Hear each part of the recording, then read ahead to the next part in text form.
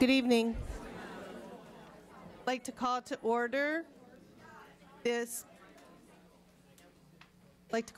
meeting of the Scottsdale Unified School District Governing Board. Today is January 13th, 2015. Time is 5:04 p.m. And at this time, please stand for the Pledge of Allegiance.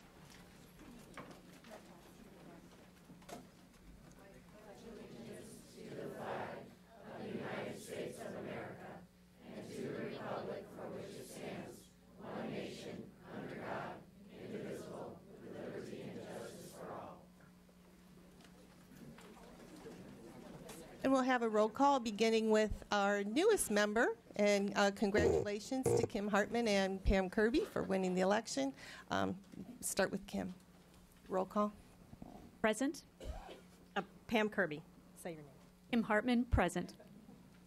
Barbara Perleberg. George Jackson. And Bonnie Sneed. All members are present. At this time, we would consider the approval of the agenda. Mrs. Kirby. I'd like to make a motion to approve the agenda as presented. Do we have a second? I'll second it. I wanted to pull the item. I'd like to amend the motion and pull item 9B for this evening to put off to dedicated work study. Can I get a second for that? I'm sorry, could you just clarify 9B? Oh, I'm sorry, 9B, the Community Resource Center. There's a lot of comment tonight that I think we need to consider before we need to listen to, and I'd like to devote a work study just to this topic in the future and get a lot of questions answered first.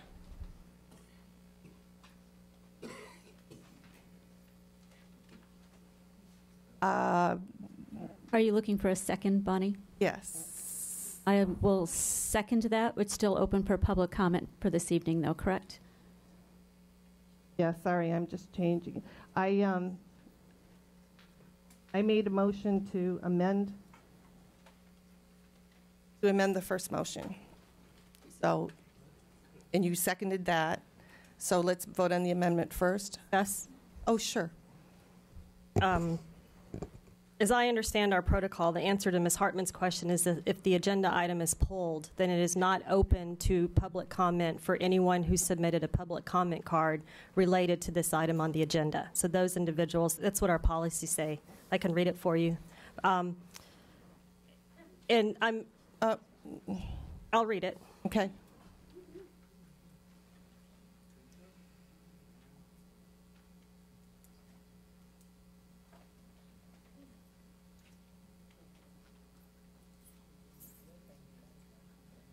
You have to pull it up.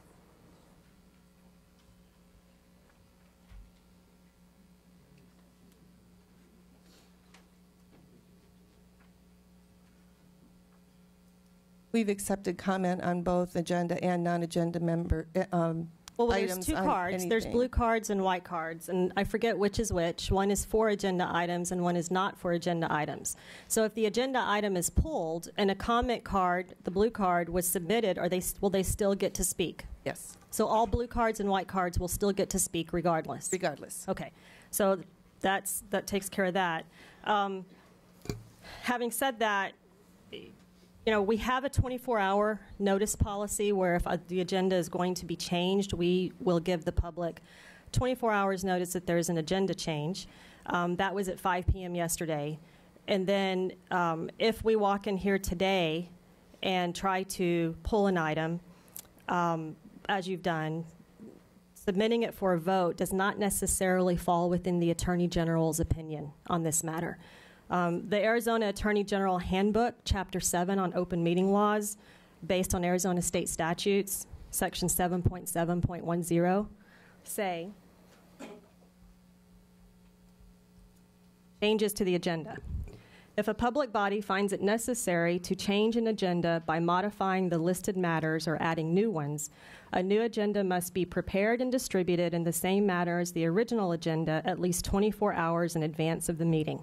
Arizona Attorney General Opinion 179-45. And we have tabled items in the past I understand, but we have a very large group of people that we came want to here hear. tonight. But I think they want to hear also, with all due respect. There's quite a bit of conjecture, rumors. They've not seen the presentation that we've seen. Some left work early, I presume, to be here tonight. Some are taking time away from their families to be here tonight. In an ideal world, we would have started this process with the study session, it sounds like back as early as August, but that didn't happen. And so we're here tonight. Let's take advantage of the time where we have the community with us tonight, and let's begin those discussions tonight. Tonight was going to just be an introduction anyway. Oh, I'm sorry, Michelle. I did not see you there. You had a question for me. That's okay. I'm sorry. I'm sorry. My personal feeling that if we decide to table this, it would be to give it more thought, more input, and give more people time besides just the ones that showed up here tonight to give us more input as well.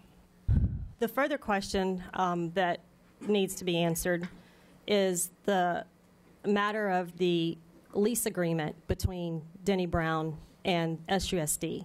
And if we table it, is that a valid lease agreement? And so if we want to postpone the presentation, which personally I would prefer not to, because I think the more answers, the more questions we can answer, it will calm the community down. And we can begin to do that tonight. We have everyone here. Let's begin this, and we can continue it as a study session. And I would also recommend, if we do that, that instead of having the study session in here at noon on Thursdays, let's take the opportunity, because we keep saying as a board we want to do this. Let's go to the community for our study session and do it at a time of day when they can attend. And I think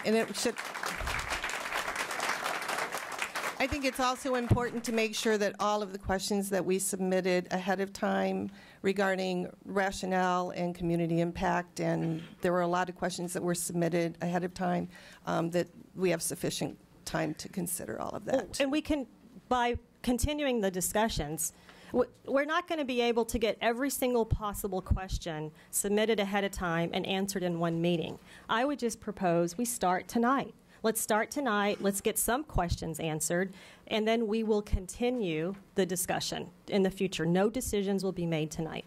Okay, we have a motion with an amendment. So first we'll vote on the amendment, and the amendment was to pull the item 9B. I'm inclined to withdraw my amendment so that we can just consider the first motion. So we can pull that back off the table, and we will discuss it tonight. So at this time, can I have approval of the agenda? Oh, we do have a motion and a second. So we just all in favor, please indicate by saying aye. Aye. Aye. Aye. Aye. So that does pass 5-0. So we will be beginning discussions this evening. Next item on the agenda is student and staff recognition and celebrations. Thank you, Madam President, members of the board, and our public here.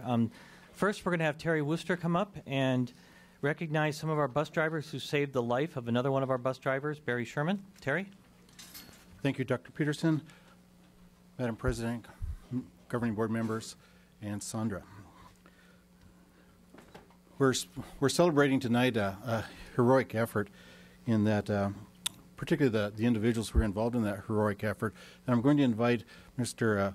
Bert Herzog to join me here at the podium and really a story for you all, particularly for our public who may have not heard the story. On December 5th, a bus driver, Mr. Barry Sherman, was at our Ramada facility, and he had gone into the restroom and locked the door. The individuals that were going to call up heard a sound of Mr. Sherman falling inside and realized that the door was locked and that there may be some trouble. These individuals were able to rescue Mr. Sherman from the restroom by accessing through a vent, opening the door, pulling him out of the restroom, administering CPR and other medical techniques, and calling 911 so that EMT emergency responders were there to take over chest compressions and to continue the administration of CPR. And by their heroic efforts, they saved Mr. Sherman's life. And Mr. Sherman was transported to medical facilities. And happy to say, in this time, is that there is a note from his wife. He has gone home, and he is recovering very nicely. And she concludes in an email that I hope that all are blessed beyond their wildest dreams for the blessings they have brought to me. And so, just a wonderful, wonderful celebration here. And so, Mr. Herzog is going to hand out the certificates. And if we can, Mr. Jack Bowe, please come forward. Zach is not here. Zach is not here. All right. Jonathan Begay. Jack Taylor. David Jacobson. Chris Bundage.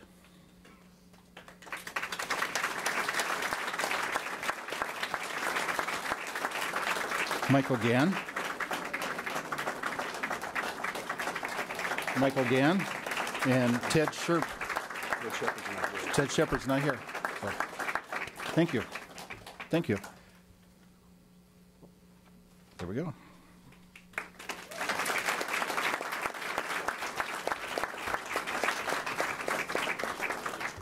Thank you. Thank you. Next, Terry is going to accept a check from APS Peak Solutions Program. Thank you, Dr. Peterson. If I may request that Joel Fisher and Yusama Sama come forward, please. Mr. Fisher is with Converge, and Mr. Sama is with Arizona Public Service. And through the course of the summer last year in 2014, Scottsdale Unified School District was involved in a program called, APS Peak Solutions.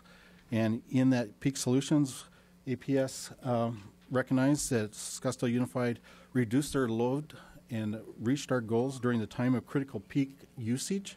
And we are here to accept this large presentation check for $6,948.34. Thank you.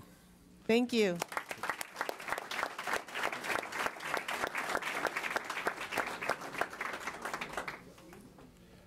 Thank you all. Next, Christine Harrington and Beth Burnett of the Scottsdale Charles will recognize the school winners of our Charles Education Grants. Christine?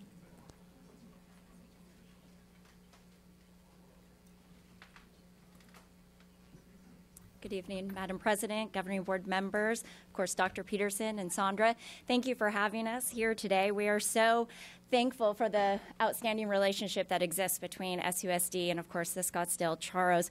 We're very fortunate for this partnership. Each year, they support our teachers, our students, and our schools by providing education grants, as well as project graduation, future teacher scholarships, and education fellowships. Later this month, selected students will have the opportunity to participate in the Youth Baseball Luncheon, where they will be able to interact with Major League Baseball players. This spring, the Charro Foundation will recognize outstanding educators and high school students at their annual banquet. Again, a very valuable relationship we have, and we're very fortunate to have it. At this time, I'd like to introduce Ryan Speakerman. He's the chair of the Scottsdale Charro Education Committee, and he'll announce this year's recipients of the education grants. Hello, Board. I'm honored to be here on behalf of the Scottsdale Charros, and I'd like to first introduce some of our fellow Charros that we have here. I've got John Farr with me, Brian Ackerman, Corey Bowles, Dan Nillen, and of course, Beth Burnett, who really makes this all happen. We're very excited to be here this evening to present we have $50,000 that we're able to give back to the Scottsdale School District, and this is really why we're here. This is what we raise money for, and we're so fortunate enough to be here, and and to grant these education grants. First of all, I would like to start off by saying all of our grants were amazingly impressive. Pardon me, I'm getting over a cough, so I have a Halls in. But we received some tremendous applications, and although we wish we could give it to every school, this year we selected 4 very deserving recipients. So on behalf of the Scottsdale Charles, we're pleased to present 4 $12,500 grants, and it just so happens that the first one is going to my alma mater, where's Hopi Elementary School. So Lori Calling is here, Principal Calling. And they're going to use this to buy the Chromebooks. There it goes. And thank you. So the really neat thing about this is what they're going to do with this. They put a lot of thought into this. There's free applications through Google software, and it's going to affect a lot of children. So we're very, very excited, and thank you for putting the grant request in. So thank you. And next we have Hohokam Traditional, and Dan Nillen is here to present a check to Hohokam, to Chuck Rentala, the principal.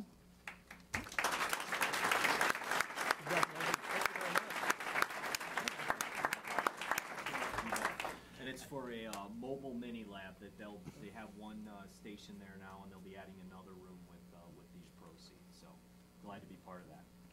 Great. And next we have Pima Elementary for Do the Math program and books for professional development and book study. And Corey is here to present the check to I'm sorry, the pronounce Anchaz. I'm sorry. Awesome. I'm doing, yeah. But I maybe give me credit. Maybe I can get some of the other one.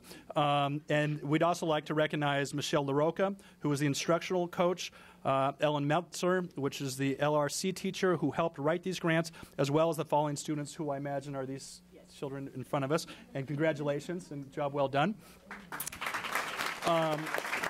Rick Schultz, Samora Johnson, Maddie Humman, Aubrey Jones, and did I get all of you? Yeah. There's more? Okay. Congratulations. Thank you. Finally, we have Brian Ackerman presenting a check to the Tonalea principal, Lori Piso. Lori is also using the funds for a Google Chromebook and laptop cart. Special recognition is given to our grant writers, and this is Allison Bundy and Susan Ferguson. Congratulations.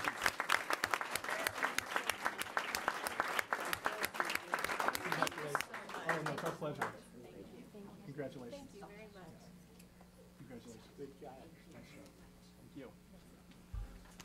And thank you so much. I love my job. See, this is what's fun. Nothing controversial here. Have a good evening. Thank you. Thank you, Scottsdale Charles, for supporting our schools. Next, we have Dr. Dave McNeil. We'll recognize Amy Uchaz, who has been named the 2015 Rodell Exemplary Principal. Madam President, governing board members, Dr. Peter and Sandra, it is my pleasure to announce this great award to a great principal. So, Amy, come on up, please. She's taking a picture outside. So I'll go ahead and say fabulous things about her while she's walking back in. Tonight, it's my pleasure to recognize Amy Uchaz, the proud principal at Pima Elementary School. Amy has been selected as one of 8 2015 Rodell Foundation exemplary principals. This is a huge, huge honor. There's only 8 statewide.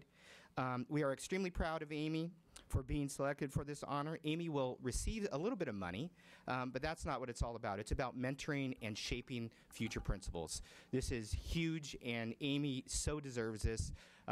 Pima, the community so deserves this. So I'm just thrilled to death because it's nice that she joins the ranks of former principal Wendy Cohen from Yavapai, current principal Chad Cottle at Ingleside. It's just a great honor, so well deserved. So, Amy.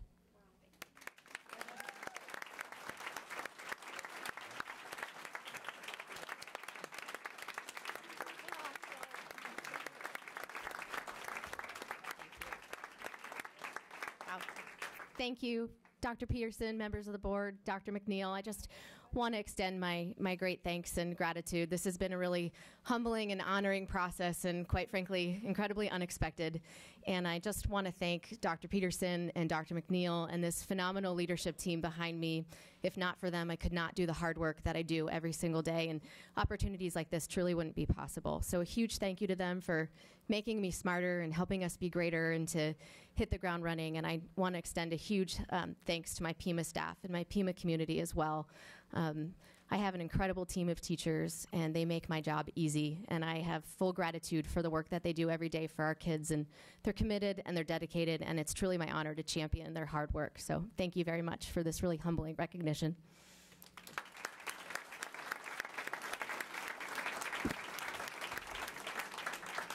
Congratulations, Amy.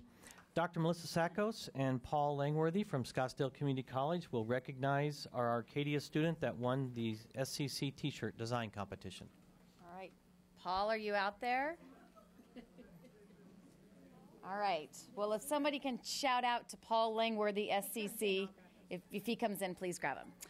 Madam President, members of the board, I'm very honored to present to you two special CTE recognitions tonight. The first one is Desert Mountain High School, and I'm also going to ask Mr. Chris Hartman, assistant principal at Desert Mountain, to come up and assist me. And if Paul Langworthy comes in, well, we'll get him on the next one. I'm sorry. But the Desert Mountain High School one, I'm also going to ask Marilyn Muma to come on up as well. And this is little Miss Samantha Muma, who is 8 weeks old. And I got to meet her tonight, and here she is, sharing her mom with us. So a very special recognition for Desert Mountain High School, not only administratively in terms of the teaching that happens every day, but I'm happy to recognize the theater department for all of their amazing work. They recently earned several distinctions at the Arizona Thespian Festival. The theater department program earned the distinction this year of Gold Honor Troupe. Michael Brady, are you here? Michael, come on up. We're going to talk about you. Michael Brady's original script. And I'm going to have you help me with this. Michael Brady's original script was chosen as one of the 3 in the state to participate in what's called Playworks, where original works are showcased in the support of professional directors and writers. You're going to want his autograph now. Congratulations. Desert Mountain also won superior rankings in group musical for One More Day. Monologue was Kat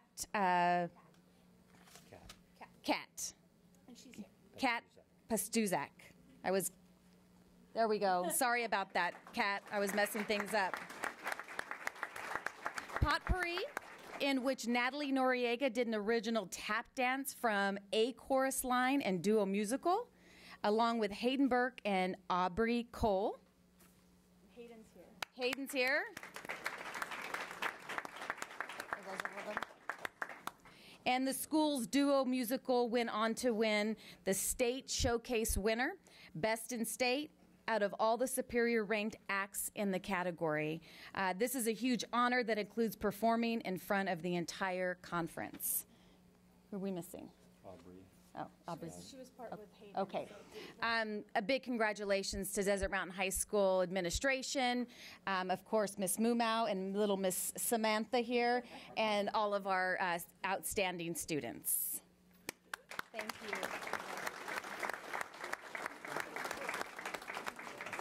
So you took my stuff.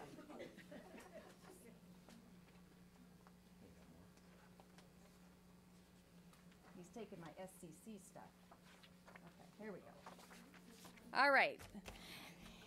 Now have we found Mr. Langworthy from SCC? We have not. Well, Mr. Langworthy was going to help me tonight recognize Marilee Nguyenga, who I'm going to ask to come to the podium now. Mary Lee is a student at Arcadia High School, and she most recently won the Scottsdale Community College Math and Science T-shirt design contest, as well as a $250 award.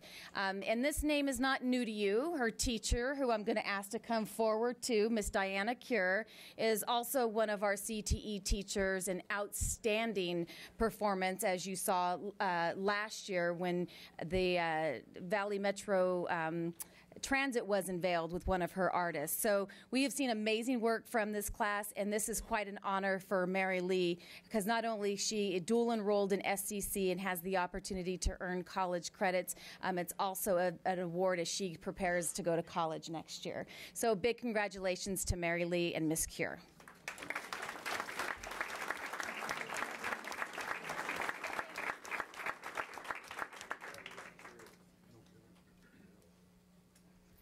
Thank you. Dr. Mitch Von Echten will recognize the Chaparral students that placed first and second in the MLK Celebration Contest. Thank you very much, Dr. Peterson. Madam President, governing board members, it is my pleasure tonight to recognize two of our Chaparral students. And if we have Colette Wang and Larissa Van Pelt in the audience, could they join me at the podium, please? Maybe not. So I'll make the recognition. And Mr. Eubanks, if I could leave the certificates with you. I think he's in agreement. Congratulations to Chaparral High School sophomores Colette Wang and Larissa Van Pelt, who placed first and second for high school students in Arizona State University's 2015 Martin Luther King Jr. Celebration Contest. More than 1,400 entries were submitted from students across the state. The theme was MLK, Why Not You? Congratulations to Colette and Larissa and their English teacher, Mr. Davis. The students, their parents, and Mr. Davis will be celebrated and recognized at the annual MLK breakfast. Thank you.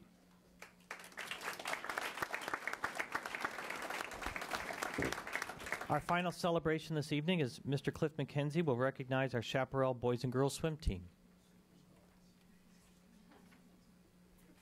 I had to let Amy know she's a superstar. Good evening, Madam President, governing board members, Dr. Peterson, Ms. Como. I'm really excited about this. We have a group of talented young people that are getting ready to come up, and when they come up, you can imagine where they just came from. We're going to celebrate the Chaparral Girls Swim Team State Championships and championship team. And Ryan Hoffer is the only young man that's here who is also an outstanding athlete as well. So I'm going to ask them to come up, then I'm going to talk about some good things about them. So if they could come up, please.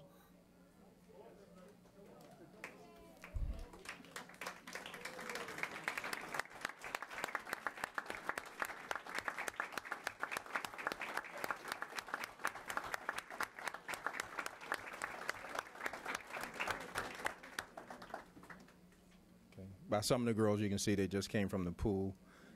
Their beautiful hair there. Look closely because you're going to see some of these guys on the Olympic team, I'm quite sure. And I really mean that. They're that outstanding. Congratulations to the Chaparral Girls Swimming and Diving team for winning the state championship. The women went to a perfect 7-0 in the regular season. The girls swim and divers also competed in invitationals during the regular season. They finished in placing first at the PCDS Eagle Invitation, as well as winning the Scottsdale City Meet, which included SUSD schools. At the state meet, the Chaparral produced many state champions, state records, and all American swimmers and divers. Many of these fine athletes are here today. As you can see, some could not be here this evening. So please join me in honoring them for their achievements on behalf of the Chaparral High School and SUSD. If we can give them a hand.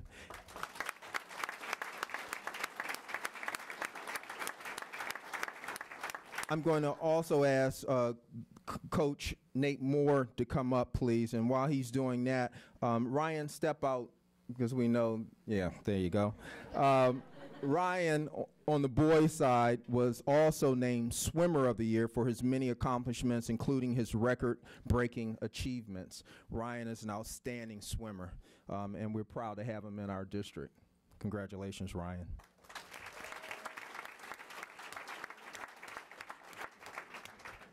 And the talent behind all of this is Coach Nate Moore. He took home Girls Coach of the Year. Congratulations to Coach Moore. And at this time, I'd like Coach Moore to come up, please.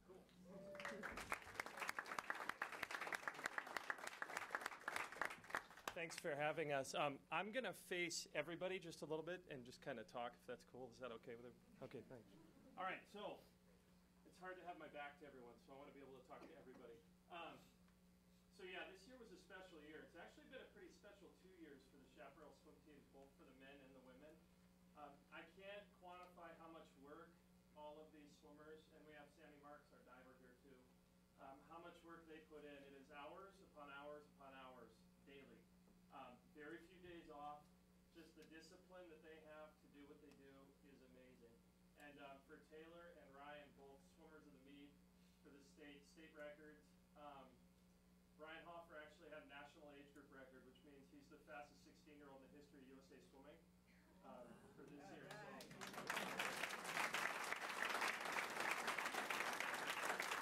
So Taylor is the fastest swimmer, probably one of the fastest swimmers in the entire country of Canada right now. She is a Canadian citizen, and she is one of the best swimmers there right now. So all of them did a great job. Those two also did a great job, and you know, I'm just honored, happy to be part of the district. Thank you to all the support. Tommy Eubanks is our athletic director. He gives the swim team a ton of support all the time. So I thank him. And our other assistant coach, Richie Krzyzanowski, he's here too. So I'm going to have him come up. Come on up, Richie.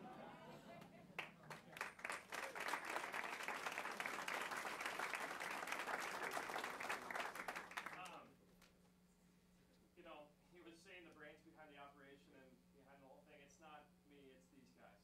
So they get all the credit. All the credit goes to them. It's an honor to coach you, and it's been a pleasure. So thanks to everybody. Thanks,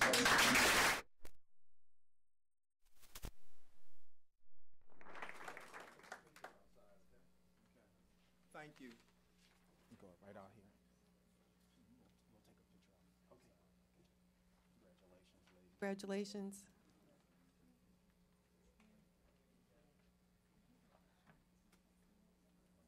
Next item on the agenda tonight is consent agenda. Oh, I'm sorry. Skip right. Public comments, I'm sorry. I have a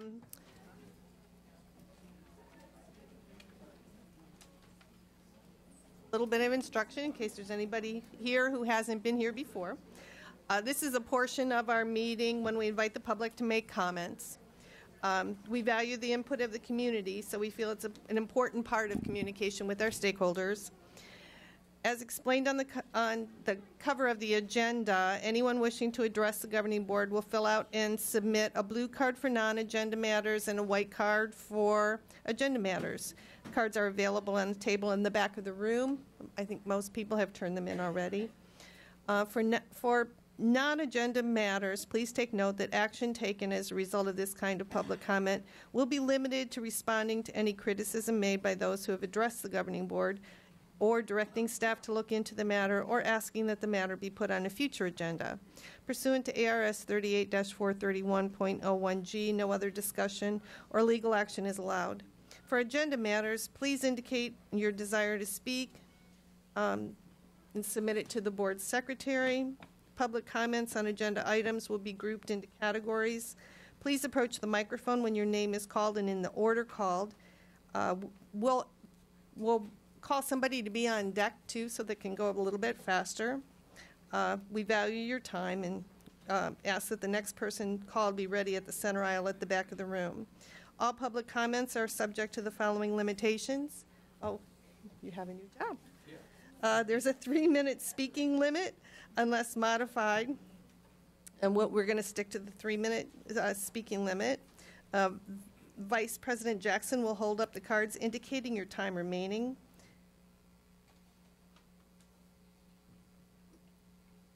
If the numbers of those wishing to comment jeopardizes the ability of the board to conclude the meeting at a reasonable hour, the president of the board may limit or eliminate public comment. It doesn't appear as though that will be the case this evening. In all cases, public comment is subject to reasonable subject matter, place, and manner restrictions Please word your comments so that they are not defamatory or disrespectful in nature. So the first person I have is Marilyn Armstrong, and on deck would be Nancy Cantor.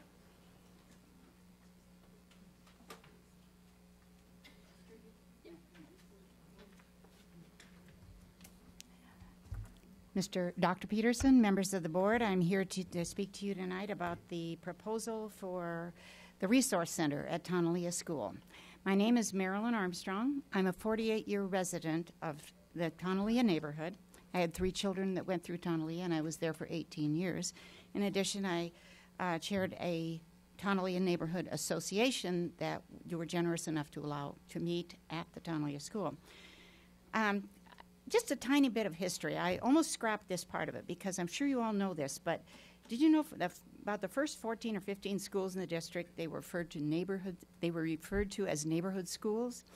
And did you know that each K-8 at that time, elementary school, was situated within a square mile boundary? For example, Tonalea was bounded by McDowell Road, Thomas Road, 64th Street, and Scottsdale Road. Very effective system. No busing was required. The kids were within walking distance. Sadly, the system has eroded, and to the point where it's almost non-existent. But it developed strong bonds between the school and the surrounding neighborhoods. Many had kids in school, but even if they didn't, they took pride in their neighborhood. We built a very strong neighborhood that is strong to this day. And I'd like to acknowledge all the neighbors that are here tonight, that are here in support of Tonalea, the sea of red that you see. Don't take that off my time. The importance of that relationship cannot be overstated. We're invested in the neighborhood and have a strong sense of pride. You might be wondering why I'm bringing this up now. After all, the school's already closed.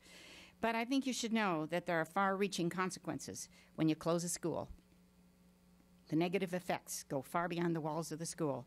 And most of us here tonight, I know, are hoping in our heart of hearts that Tonalea can somehow be resurrected. One of the reasons why this survey that we saw the other day was so astonishing. Apparently, the survey was sent out to all parents in the school district by the children, asking them what services they wanted to see in the Resource Center located in the late Tonalea School. Someone saw fit to send this out to the parents in the entire school district, but didn't see fit to send a survey to the residents. In our neighborhood, we are property owners. We're the stakeholders, yet we weren't even informed that such a survey had gone out. I don't know the number of students in the district, but Tonalea students are a very small percentage of the total, meaning that most of the respondents could feel free to ask for the moon, knowing they'd never have to deal with anything except the benefits offered. No worries about the negative aspects of the project, traffic, clutter, junk, etc., because it's not in their neighborhood. It's in our neighborhood. Besides, most of the services do not appear to relate to the stakeholders in our neighborhood, and most appear to be a complete duplication of services offered within 1 to 1.5 miles. Some questions that need answers. The survey indicates a partnership that's been formed between the Scottsdale School District, United Food Bank, and ASU to open this facility. Why haven't we heard about it? After all, its proposed location is in our neighborhood. Mr. Dennis Brown appears to be the point person and promoter of the project. Exactly what is his interest and what is his role? How will the project be funded? And is there a nonprofit behind us? And why isn't there a seat at the table for someone from Tonalea neighborhood? Thank you. On the next, the person would be Nancy Cantor. And after that, looks like Andrew Dell. And if you can, keep your applause down until at least till the end, because it takes away from everybody's comment time. Marilyn said just about everything that needed to be said. She usually does. She's very good, which is why she was on the Planning Commission for the City of Scottsdale for a while, because she knows her community, she looks at community, and she knows how to communicate with the residents. This is something we sadly miss in this community today. I got first wind of this back during the summer when we were doing the election campaigns, and I was a little distracted. But I've become well educated over the past 10 days. And not only was I well educated, but I've been getting so many conflicting stories. It's ridiculous. First, there's a nonprofit. Then it's going to be school controlled. Now we've got a food bank added. Now we've got WIC programs. Now we've got Social Security programs. We're going to have counseling programs. We're going to have a variety of things. And the neighborhood was never part of the discussion. Nobody reached out to the neighborhood. These people will have to live with whatever decision is made. Now, the sad part of all of this is last year at this time when I got involved, we were told that they would move Tonalea to the Oak Street site, at Oak Street and Miller. But the school would be rebuilt and they would come back. Now, these kind of plans that you're going to be discussing won't make it easy to come back, won't make it easy to turn that back into a school. So I'm very concerned about the mixed messages that come out of the district. And the other thing I want to ask, since we're going to be doing a work study on this, at most work studies, there's not a lot of input allowed from the community. Are these people going to be assured that they have an opportunity to give input and get conversation going? Because it has to be. The whole southern part of Scottsdale is being told what is going to happen to them, but they're not included in the dialogue. And people are getting tired of it. Include them in the discussion before the decisions are made. Let them help make good decisions for South Scottsdale. And our neighborhood schools, as Marilyn said, accomplished a lot of things. And we really need to give that same kind of consideration to them today. Thank you. Andrew Dell and then Mike DiLorenzo.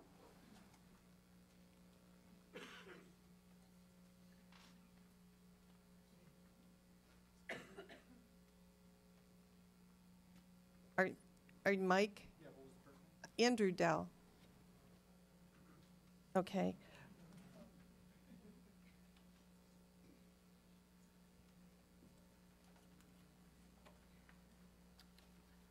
I'm not as good of a speaker as the rest of the people. They pretty much said everything that I wanted to say, but I wanted to add one comment. This no public notice, what my biggest challenge is, my wife and I have lived in our home for 17 years, and we did a very large remodel on our home, and we are in a historic district. I had to have signs posted in the front of my house to do all sorts of changes to make sure that we kept the integrity of the neighborhood and the ranch-style homes. We had to have that up for several weeks. You guys have closed the school. You are going to be possibly doing all these various ideas, lots of rumors, and yet there's no notice to us as the homeowners and taxpayers in that neighborhood. I think that is completely unfair. I have also, though it is not the decision of this particular committee, we have tried to put solar panels on our home, and the city of Scottsdale said we could not do it because it would hurt the community. It would hurt the look of the house. Yet we have a school now that is closed down. How does a panel on my home hurt the look of the neighborhood, but yet you can close a school down and possibly turn it into this community center slash public offering, whatever you're trying to do? I don't understand why that helps the value of the neighborhood, which is now really gone down because you've taken the school, which is why families move into that neighborhood. That's one of the reasons why my wife and I moved there 17 years ago.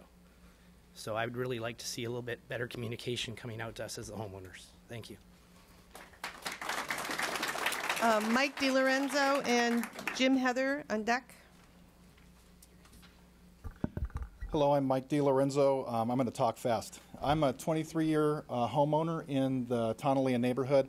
I represent a large group of Tonalea neighborhood residents. Please raise your hand if you've been affiliated with the discussions we've had. We unanimously agree. We had a meeting. We all decided we unanimously agree on the following 3 points. When the school board has future discussions about the Tonalea property, we'd appreciate if you would limit your discussions to bringing Tonalea back to that property. The second point is that we believe that a lot of these services that are proposed for this property are redundant. There are numerous public and private organizations in our neighborhood that provide similar services to needy people, and many of those in the district and in our neighborhood, many of those are linked by a free trolley ride around the neighborhood. The third point is we don't know if an impact study's been done for this. We don't know how this project will affect the quality of life in our neighborhood, and we don't know how it will affect the sustainability of the revitalization efforts that are going on there. They're being very successful, and we don't want to see those derailed. I have here, and Pam referred to it, these are comments of my own. I'm not making these representative of the group. I have here the contract that was signed on January 6th between the former vice president of this board, he was that position last year, and the district. It leases the property to him for $1 per month for 6 months until June, and extendable from there on. It says that he has a substantial interest in the project, and it says that the district's going to be paying the utilities and other fees while he's there. Nobody in our neighborhood knew about this contract before today, and many people are learning about it right now for the first time. Let's see.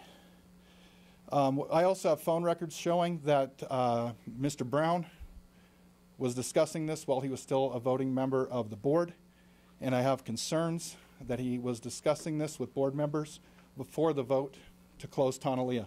And I'd like that looked into by the staff, and I would like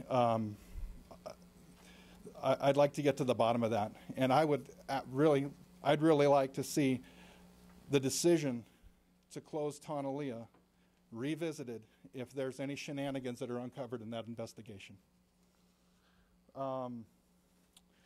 This is my last point, and it's kind of for the people in the room, and especially for the board. If an item is presented to you, and that item has tacked onto the back end that this is for needy children, please consider that idea on its merits and how it will affect the community, either negative or positive, and make your vote based on the merits of each project. I don't appreciate that tactic that's employed to quiet good people. Thank you, Mr.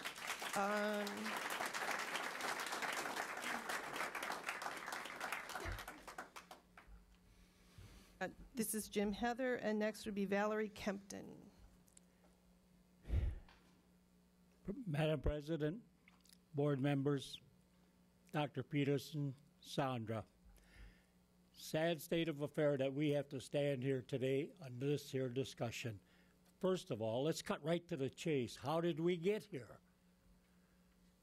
When we sat down last year, or at the end of Tonalea's demise back there, we were going to close the school down, lock it up, save money, move the kids down to Tonto, and then in a few years, with the help of board member Pam Kirby, we came to our senses and realized that there was a lot of construction going on, and maybe a lot of kids coming.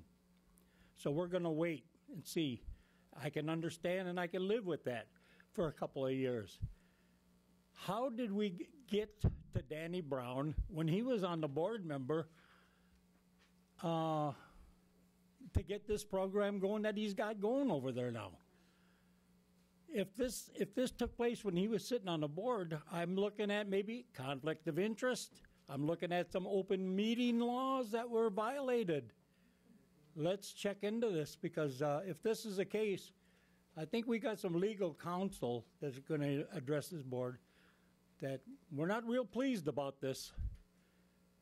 So, Madam Kirby, I want to thank you very much for making this happen today, that we do get to speak. These people came. There's a lot of them here that came. There's some of us that have been working on this for a long time when we found out about this. This has been going on. There's been a Christmas thing going out of there. There's been food being handed out of there. There's been a lot of district trucks over there. What are they doing? Are they taking the asbestos out so that we can tear that building down? Or are they working on that to keep it up? If that's the case, then our kids should be able to go there. So if it's not good enough for our kids to go there, it's not good enough for anything else. Shut it down, lock it up like we agreed to at the beginning of this whole thing, and let's get this thing done. But this is nonsense, and it cannot go on. Thank you.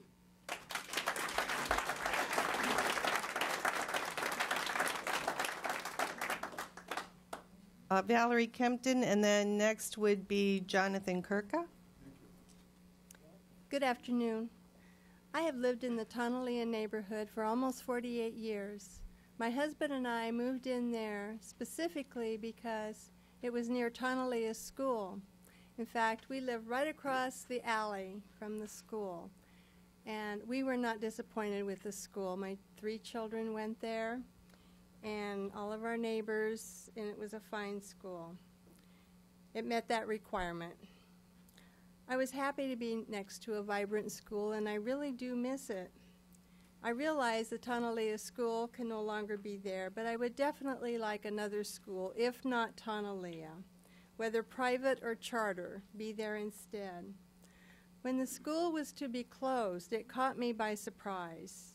I felt the school district should have done more to reach out to our neighborhood. This is the past, and I miss the sounds of a busy school right next door. The school is still the heart of our community, however. So when I heard of this effort to place something other than a school there, I was saddened and angered. Remember, I have lived here for almost 48 years. The school is right across my alley, and I am chagrined and even outraged that the district would try to put a food bank in place of the school. Why hasn't someone asked me what I wanted there across my alley and what I want in my neighborhood? Doesn't my voice count? A food bank in our lovely community would bring our property values down, increase our crime rate, and in general lower the living standards, in my opinion. I have been told this can be the basis for a Proposition 207 claim if my house loses value. I understand there are families in need of a food bank or other services, but those services are already being met by Paiute and Vista del Camino community centers. I don't understand why the neighborhood is going to lose the school for something that is already being done by the city. So with these choices already available, I don't understand why the school district wants to do this. I am not a happy taxpayer, community member, and I will not support any actions to put a food bank in the Tonalea property. My voice and my opinion matters. Tonalea is part of my neighborhood. Ask me first on what to do. Thank you. The next person up is Jonathan Kirka, followed by Jane McCallar. Dr. Peterson, board, thank you for allowing me to speak here today. Unlike most of the people that have come up, I have been a Tonalea area resident for less than a year now, and I also would not like to see a food bank or resource center in that section. My wife and I moved to this neighborhood hoping to start a family and would like to do so with a school close by. And I support everyone here that also supports a school moving back into that location. Thank you. Thank you. Jane McCallar, followed by Edmund Richard. Hi, my name's Jane McKellar, and I'm going to be a woman of few words, which is hard to anybody to understand because I'm usually not a woman of few words. Most of what I was going to say has been said. However, I found it very interesting with our new governor, Ducey, when I read the paper this morning about his speech he gave yesterday, and he commented on all the empty schools that he'd like to see towards education with charter schools, private schools, or something put in like that. Definitely, we don't want a community center that's going to bring the value of our neighborhood down. And as everybody else has said, we'd like to be informed and our opinion considered before these decisions are made. A few words. Thank you. Edmund, followed by Amy. Richard.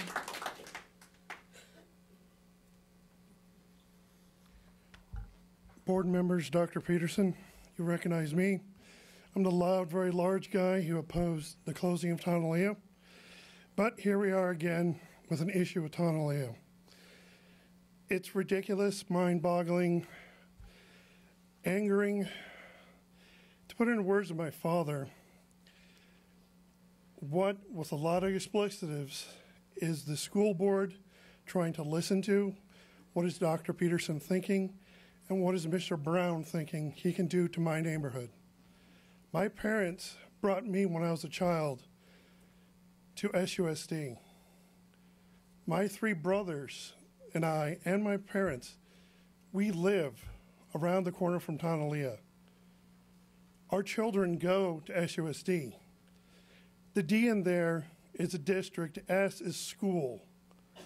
This is what your job is to deal with schools, not with food banks, not with resource centers, not with any other crazy idea someone may come up with.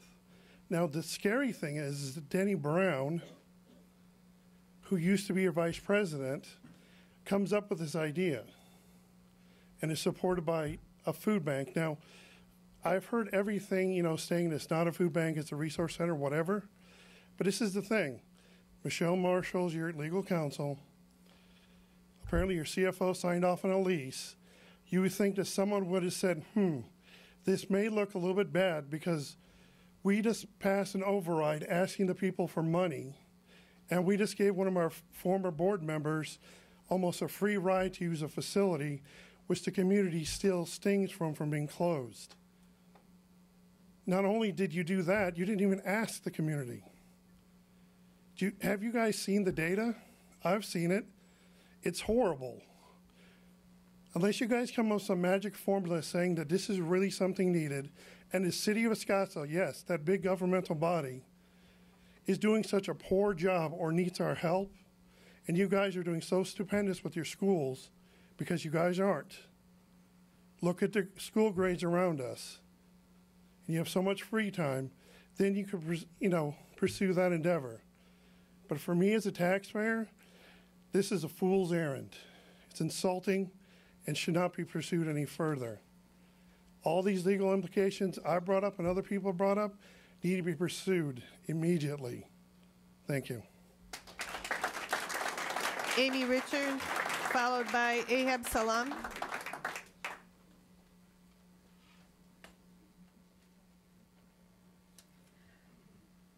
Hello, I'm back.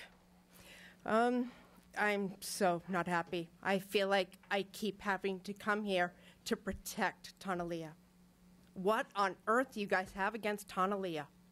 Why do you guys keep going after that school? And now I know what value this community has in your eyes. It's worth a penny a month because that's what it says on that lease. Denny gets it for a penny a month. And that's what you think our community is worth? Really? How insulting.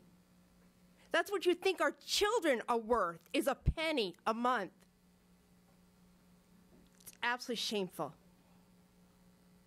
You know what? It's a school. If you guys don't want it, fine. Give it to a charter. Give it to a private. I'm pretty sure the charter that I sent my kids to, because they do not go to SUSD anymore, once you closed that thing, I pulled my kids. You lost them. You also lost about 12,000 other children, too. So turning this thing into whatever you guys are talking about is not going to help you. It's the worst idea I think I've ever heard come from here, and trust me, you guys have done a ton of them where I've questioned it. You need to ask us. My kids were right around the corner. They loved going to that school.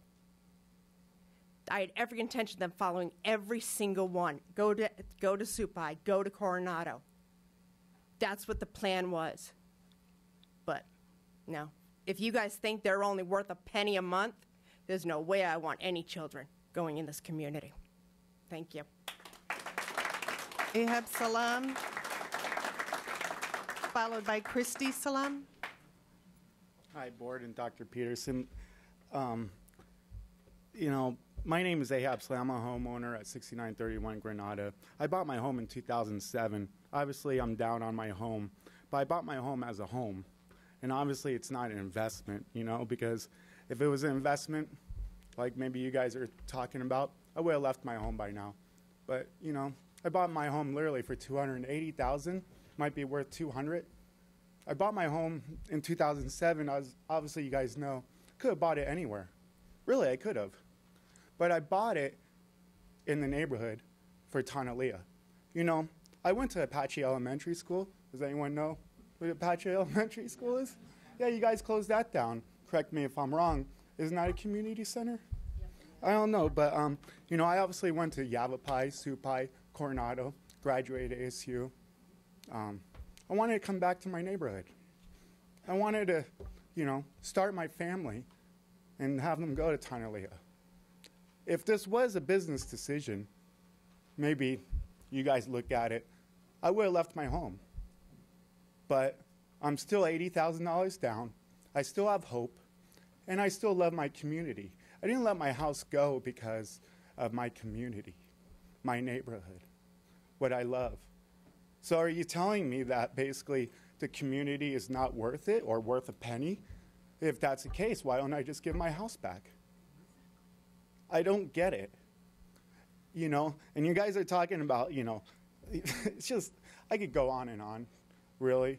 You could tell I'm pretty upset because I've been dealing with nothing but not delays, but, you know, 2 steps back. You know, basically when I bought my house, city of Scottsdale, I know you guys are not them, but the apartments on 70th Street were supposed to go away. Now there's Section 9 or Section 7 housing. I don't even know what you call them. Then you're going to put a community center with a food bank, so I'm going to be trapped here, I'm going to be trapped there, and I'm going to basically have a $280,000 home that's not worth it? What would you guys do? Would you be upset? Would you want to give your house back? Would you think about the decisions you made to keep your house, to improve the neighborhood? Because almost, I'll tell you right now, I'm the last man standing. Every person I know, literally, have left their home. But I haven't. Why? Because I want to start a family. The reason I bought my house is to start a family and send my kids to Tonalea, Supai, Coronado, where I've been. And maybe bring the glory back to the neighborhood, bring the glory back to Coronado, which you guys maybe, I know it's not the issue, but neglect. So just please, have some pride in the neighborhood. I do. I'm $100,000 down, and I'm going to pay my bills. So please, you know, support the neighborhood. Christy Salam. And then Kelly Salam. Hello. Thank you for having us and hearing us out. I appreciate it. Everybody has pretty much said everything that I wanted to say. I would really like to see Scottsdale Unified School District focus on education. Focus on education, and our schools will fill up. You know, wasn't pleased with the open enrollment because Scottsdale used to have a waiting list to get into their schools. And it's like once we opened enrollment, because everybody does stay in their homes and their kids grow and go away and there's no more children to fill those schools. I understand the open enrollment, but it opened up a lot of other things. And I feel that our school district should focus on just strictly education. The best way to educate, you know, that's what your job is. Food banks, dental, clothing, there's other resources for that. And, you know, I've been in the neighborhood for 21 years, in the Tonalea neighborhood, excuse me. But I've been in the area all my life. I'm a graduate of Supai as well as Coronado. And I'd really like to see communication, you know, and a school brought back to our neighborhood. Okay? I don't think there's anything else I have to say. No, just please focus on education as well as communication. Oh, I know what I wanted to bring up. Your values. In the front of the agenda, your vision statement is a community that engages, educates, and empowers all to excel. Let's follow that. Thank you. Kelly Salam and then Melissa Showalter. Hello, my name is Kelly Salam. I live at 6714 East Hubble. Again, 21 years. My kids, they're grown, gone. We're empty nesters, still live in the neighborhood. They went to Tonalea. They went to Coronado. Brother came into the neighborhood, starting their family. Anyhow, as far as I know, the bond was passed. You know, the town of Leah was moved because it was unfit for our kids. You know, the bond was passed. Supposedly, town of Leah was supposed to come back, you know, rebuilt and all that good stuff. Again, the bond passed. Town of Leah was supposed to be rebuilt. In the past, bonds were passed, and town of Leah, at that point in time, I think, and correct me if I'm wrong, could be wrong, I think there was supposed to be money at the very end to build town of Leah. So it wasn't the first time that town of Leah was in the sites to be rebuilt. Many years it's supposed to be rebuilt. Never been rebuilt. Other schools have been rebuilt, but not that one. But now it's closed. And there's supposed to be a community center or a distribution center. I don't know how many we need in the area. You know, Paiute Center is down the road. It's a mile away to the north. The Boys and Girls Club is a mile to the east. Vista del Camino is 2 miles to the south. I mean, it keeps on going and going. You know, not to mention all the churches in the area that, you know, and all of it is accessible to with the trolley. So I don't know why we need one right there. That's pretty much what I have, but thank you very much. Melissa Showalter, and then Francesca Thomas. Melissa Showalter here? Is Francesca Thomas here? Is Dave Westbrook here?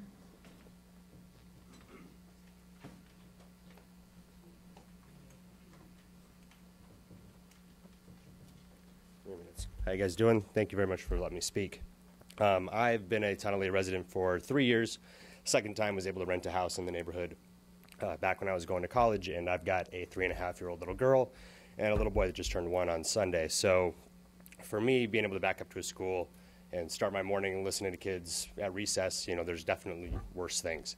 I'm also a realtor, and I've been encouraging a lot of young families to move into this neighborhood because this neighborhood's really got an amazing state right now. It can kind of do anything it wants, and what's happening is a lot of these young families are going to want to move in and take over and update. I've done a very extensive remodel on my house, and trying to meet neighbors, hanging out front, really building the community. I think what we need to remember here is that you guys have the option to, you know, kind of control a lot of this. If we have a school that's closed, yeah, that's not the greatest thing, but what are the options?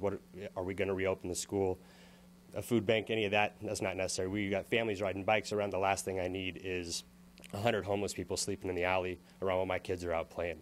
And I think if you guys put yourself in, you know, I didn't buy a home next to, you know, whatever, all the options. I think a lot of us are uncertain on where exactly it wants to go or where you guys want to go. But it should either be a school or something to help the community. As you can see, this community cares, and they want to support you guys, and you guys have a lot of control over what can happen in terms of our real estate market and that little square mile, and what our kids' futures are going to be in that neighborhood. You know, we want to support you guys and make it a great school and be able to feel comfortable sending our kids there, and also in return be able to make your school a part of the community. And if you guys aren't willing to do that or aren't going to include us in what your opinion of what should go in there, then it's not fair. And I think everybody here would agree with that.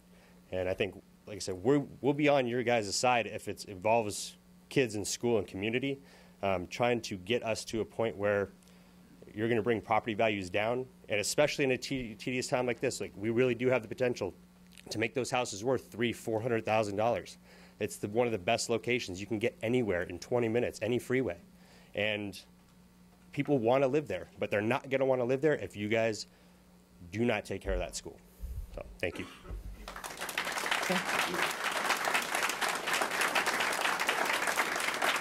I'll do one more call for Melissa Showalter. One more call for Francesca Thomas. The next, the next two public comments are off the agenda. The first is Karen Beckvar. And the next will be Julie Sinyowski. Okay, and I know enough to be brief. First, I want to just thank all of the board members for serving, and welcome to Kim Hartman. And I'd also like to thank the staff and administration for weathering a very tough fiscal storm, and I know you've got better times coming. But I'm here to talk about equity. One of the things that I've been doing recently is volunteering at Coronado High School, and I always felt that it was a mission of this district to provide equal opportunity for all students. And I feel all students should be able to qualify for attendance at a university. And one of the university requirements is a fine arts credit. And guess what? We charge a fee for students to take a fine arts credit. When I worked registration at Coronado this year, I saw a lot of parents telling their students they couldn't take that because it was $25 or $50. And so what I'm asking is that you consider, as part of the budget process, finding a way to make sure every student can take the fine arts credit so they can qualify for university. Thank you.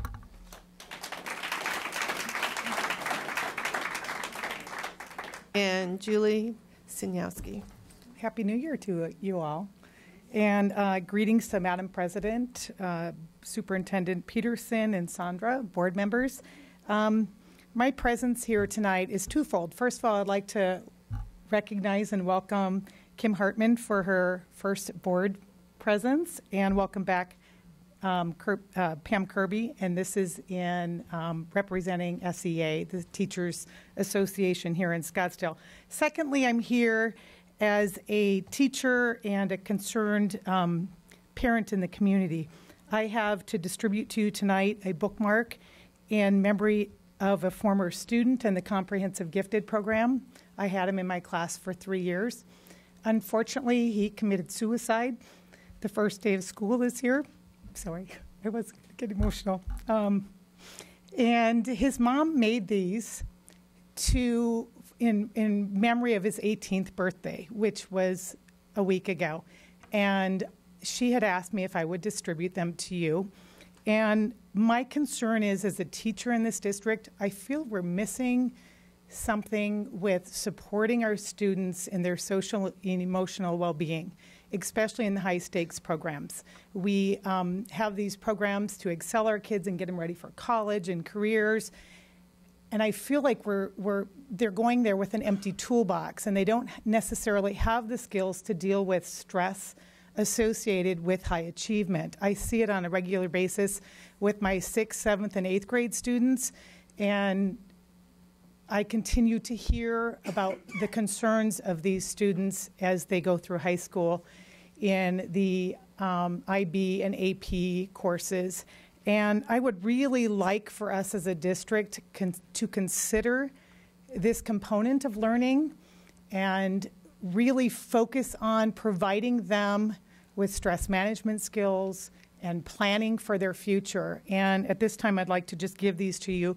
One side is in Tyler's memory and has a picture of his drum kit, which was one of his passions, and his bass guitar, and some of his other favorite things. And the other side is some of the signs and symptoms of suicide, which is the 3rd leading cause of death among teenagers, and 2nd leading cause of death of college-age students. It's something for us to not push under the rug. It's something uncomfortable to talk about. I realize that, but I think we need to have these conversations, and they need to be real conversations, not just with the students, but also with the parents. So at this time, I'm going to distribute them, and thank you for your time.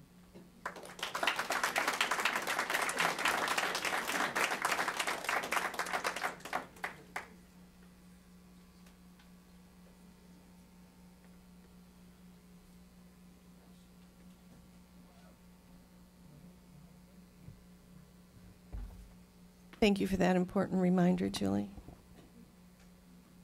Dr. Peterson, did you want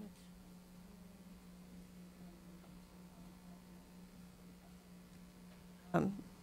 We do have responses to the audience, and just one thing that I wanted to respond real quick in case anybody has to leave is that there Just two things to respond to criticism. One is that seems to be a perception that we've discussed this before, or that we were there was a previous meeting where anything had been decided, and that's not the case. And secondly, regardless of whether it had been put on the agenda or not, we would have had public comment. So that wouldn't have been denied to anybody. I just wanted to respond to those two criticisms. So at this time, we'll have superintendent comments. Item 7. Thank you, Madam President, members of the board, and our public. Again, thank you for your public comments.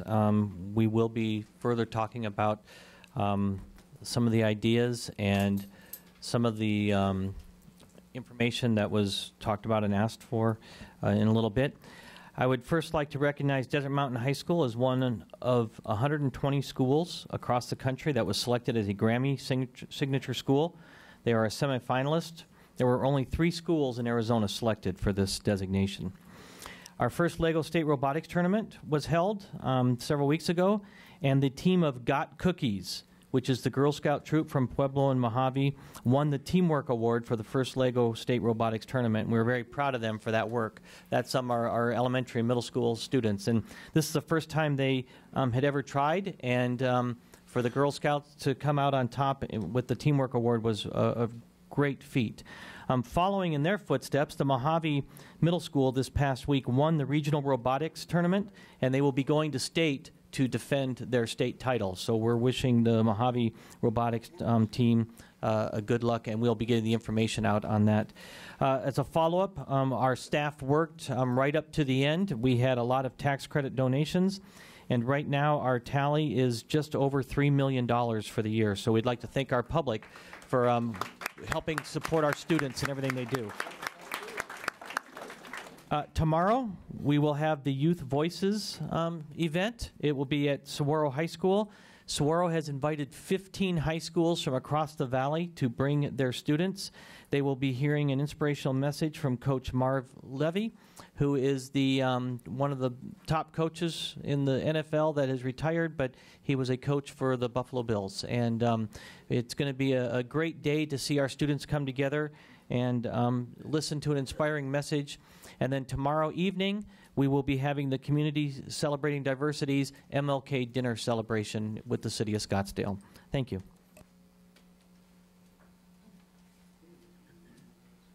Thank you, Dr. Peterson. At this time, can I have a motion to approve the consent agenda? Pam. Oh, sorry. Yes, I'd like to pull items D as in dog and F as in Frank for discussion.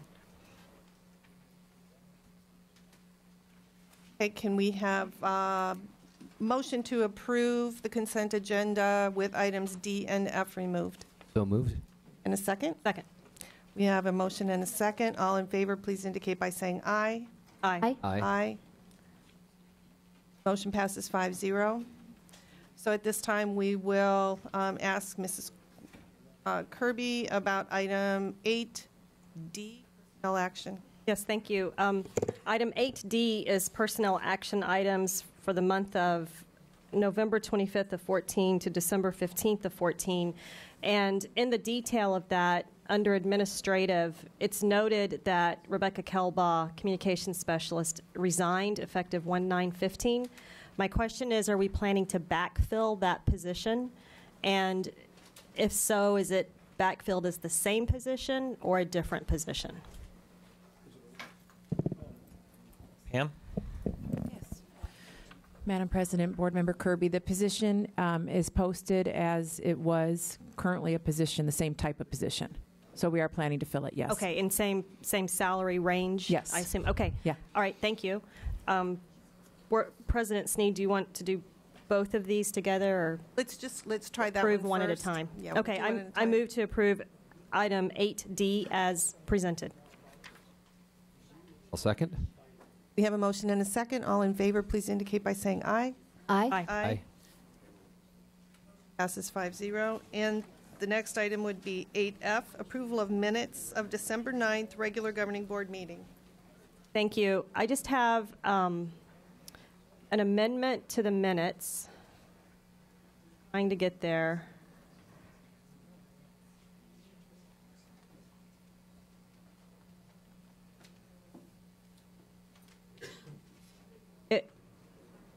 it was referenced in the minutes that I asked, and I can't find it right now. Oh, wait, maybe I'm on the wrong minutes. Second, I'm almost there. Yes. Actually, it's for our board book. It's page 23. And it states in the board presentation that Ms. Kirby would like consolidation discussions with the community as a future item discussion.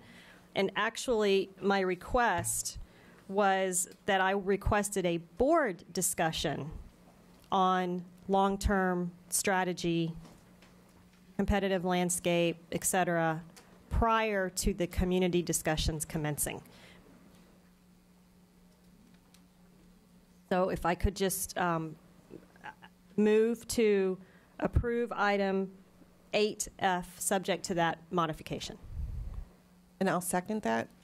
All those in favor, please indicate by saying aye. Aye. Aye. Aye. So that motion passes 5-0 as well. Next item is item 9A, open meeting law training.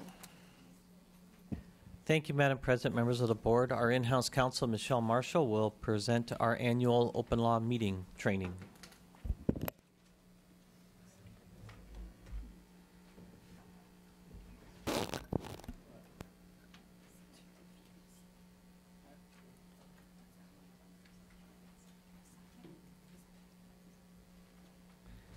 Madam President, members of the board, I'm here to present you with our annual open meeting law training. Just to remind our audience and board members who may not recall, the reason that we do this every year is due to a quite old consent decree that happened in 1998, where the district voluntarily resolved some allegations of open meeting law violations related to executive session. Pursuant to that agreement, we have to cover all aspects of open meeting law and emphasize the requirements regarding executive sessions. One specific thing that's in that consent decree states that we have to emphasize that just because an attorney's in the room doesn't mean you can have an executive session for legal advice and talk about things that aren't legal advice. Again, to remind you all meetings are to be open to the public. Any legal action of public bodies has to occur in a public meeting. Legal action is a collective decision, a commitment, or a promise made by the body, made by the board. Anything that can foreseeably require final action or final decision by the governing board is what's considered legal action, and then that has to be held in an open meeting. It's the public policy of Arizona that we have open meetings, so when in doubt, if there's a close question, we always encourage that we have the discussion in public so the public can hear what the board is thinking. This slide just says who's covered. Of course, this board is covered by the open meeting law. And a reminder that if the board were to create any advisory committees, that those would also be subject to open meeting law. We do not currently have any advisory committees of the board. Of course, there's an exception for student matters. The law recognizes that things like student discipline and suspension or expulsion are sensitive matters that we don't want to expose to the public unless the family decides they want to have something in public, which doesn't happen very often. Our notices have to be posted 24 hours in advance to the public, and the 24-hour period does include Saturdays as long as the public has access to both the physical location and the website, which is true for us. So if it were necessary to use a Saturday as part of the 24 hours, it's permissible under the law. We try not to do that. Sundays and other holidays, of course, are excluded. The notice has to be specific enough that a member of the public can understand what it is we're going to be talking about. It needs to be easy for them to understand. Generally, it's a violation of open meeting law for the board to discuss anything that's not specifically noticed on the agenda. Of course, meetings and notices should be accessible to people with disabilities, and we do make sure that that's clear. A public body should include a statement, which we do, that persons with a disability may request a reasonable accommodation, such as a sign language interpreter, by contacting us in advance to allow us time to arrange that accommodation. I mentioned executive session earlier. Executive sessions are those sessions that are permitted by the law to be held in private with only those people who are reasonably necessary to the topic being discussed. the law has 7 areas that we can have an executive session for. I've highlighted some of those here. One that I mentioned earlier is for legal advice. Discussions with designated representatives for meet and confer for employee groups. The notice of the executive session has to state the exact provision that we're having the executive session under. It can't just be a blanket, this is an executive session and we might talk about one of these 7 things that are in the statute. Again, legal advice, we have this on every agenda in case the board does choose to seek legal advice during a meeting on a subject that's noticed on the agenda. So the board has that option to get legal advice in the middle of a board meeting if there's a legal question. A reminder that the public has the right to attend and listen. They actually do not have the right under the law to speak at board meetings. Of course, our district and many others decide to include a call to the public so that we can hear from our community. We are permitted to limit the amount of time given to each speaker to run an efficient meeting. As Mrs. Sneed mentioned earlier, members of the board can't discuss or take action raised during the call to the public that are not specifically mentioned in the agenda. So if a member of the public wants to talk about something not on the agenda, that's fine, but we are limited in what we can respond to. We can respond to criticism or ask staff to follow up or to put it on a future agenda. I always like to remind you about electronic communications because those are areas where people have had issues because it's such a common and casual form of conversation. So just a reminder that emails and texts can easily become an unintentional violation of the open meeting law. When board members communicate by email, replying all, those kinds of things can wind up resulting in a quorum of you, 3 of the 5 of you, discussing a matter that should be discussed in open meeting. An example of what they call serial communications, that is not, it's not that 3 of you are in the room together having a discussion, but one of you tells a second person, this is what I think about this item that's going to be on the agenda, and the second person tells the third, and now you have 3 people on the board who kind of know what's going to happen or what that board member's thinking on something that should have been discussed in public. What happens if the law is violated? Any action taken in violation of open meeting law is null and void unless the board subsequently ratifies that action. The court may impose a civil penalty of up to $500 against any person for violation of open meeting law. The board, the district cannot pay that fine. It's a personal fine against the person who is found to have violated it. The Attorney General also could pursue prosecution and seek other equitable remedies. The court can order payment of attorney's fees and costs. And again, the public body can't pay those costs. It would be against the individual person who was found to have violated the law. If a court were to determine that a public officer violated the open meeting law with the intent to deprive the public of information or an opportunity to be heard, the court could remove the member from office. With that, I will take any questions.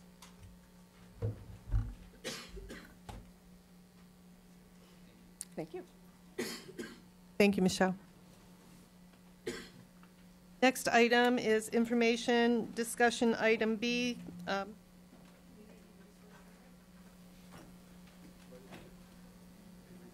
Thank you, Madam President, members of the board. We have a presentation. Melissa Sackos is going to do a brief introduction, and then Andy Forlis will follow up with the rest of the presentation. Sorry about that. All right. Madam President, members of the board, Dr. Peterson, Sandra, and to those of you in the Tanalea community that are still here, and I was trying to encourage some others to come back in the room. It is my goal tonight, especially after hearing the public comment, to provide a good overview of what community resource centers are. And regardless of location, ensure that we at least understand community resource centers, what they are, the benefit they have in our communities, and the benefit really to, and the link to academic achievement. And with that, I'm my honor to co-present with Dr. Forlis.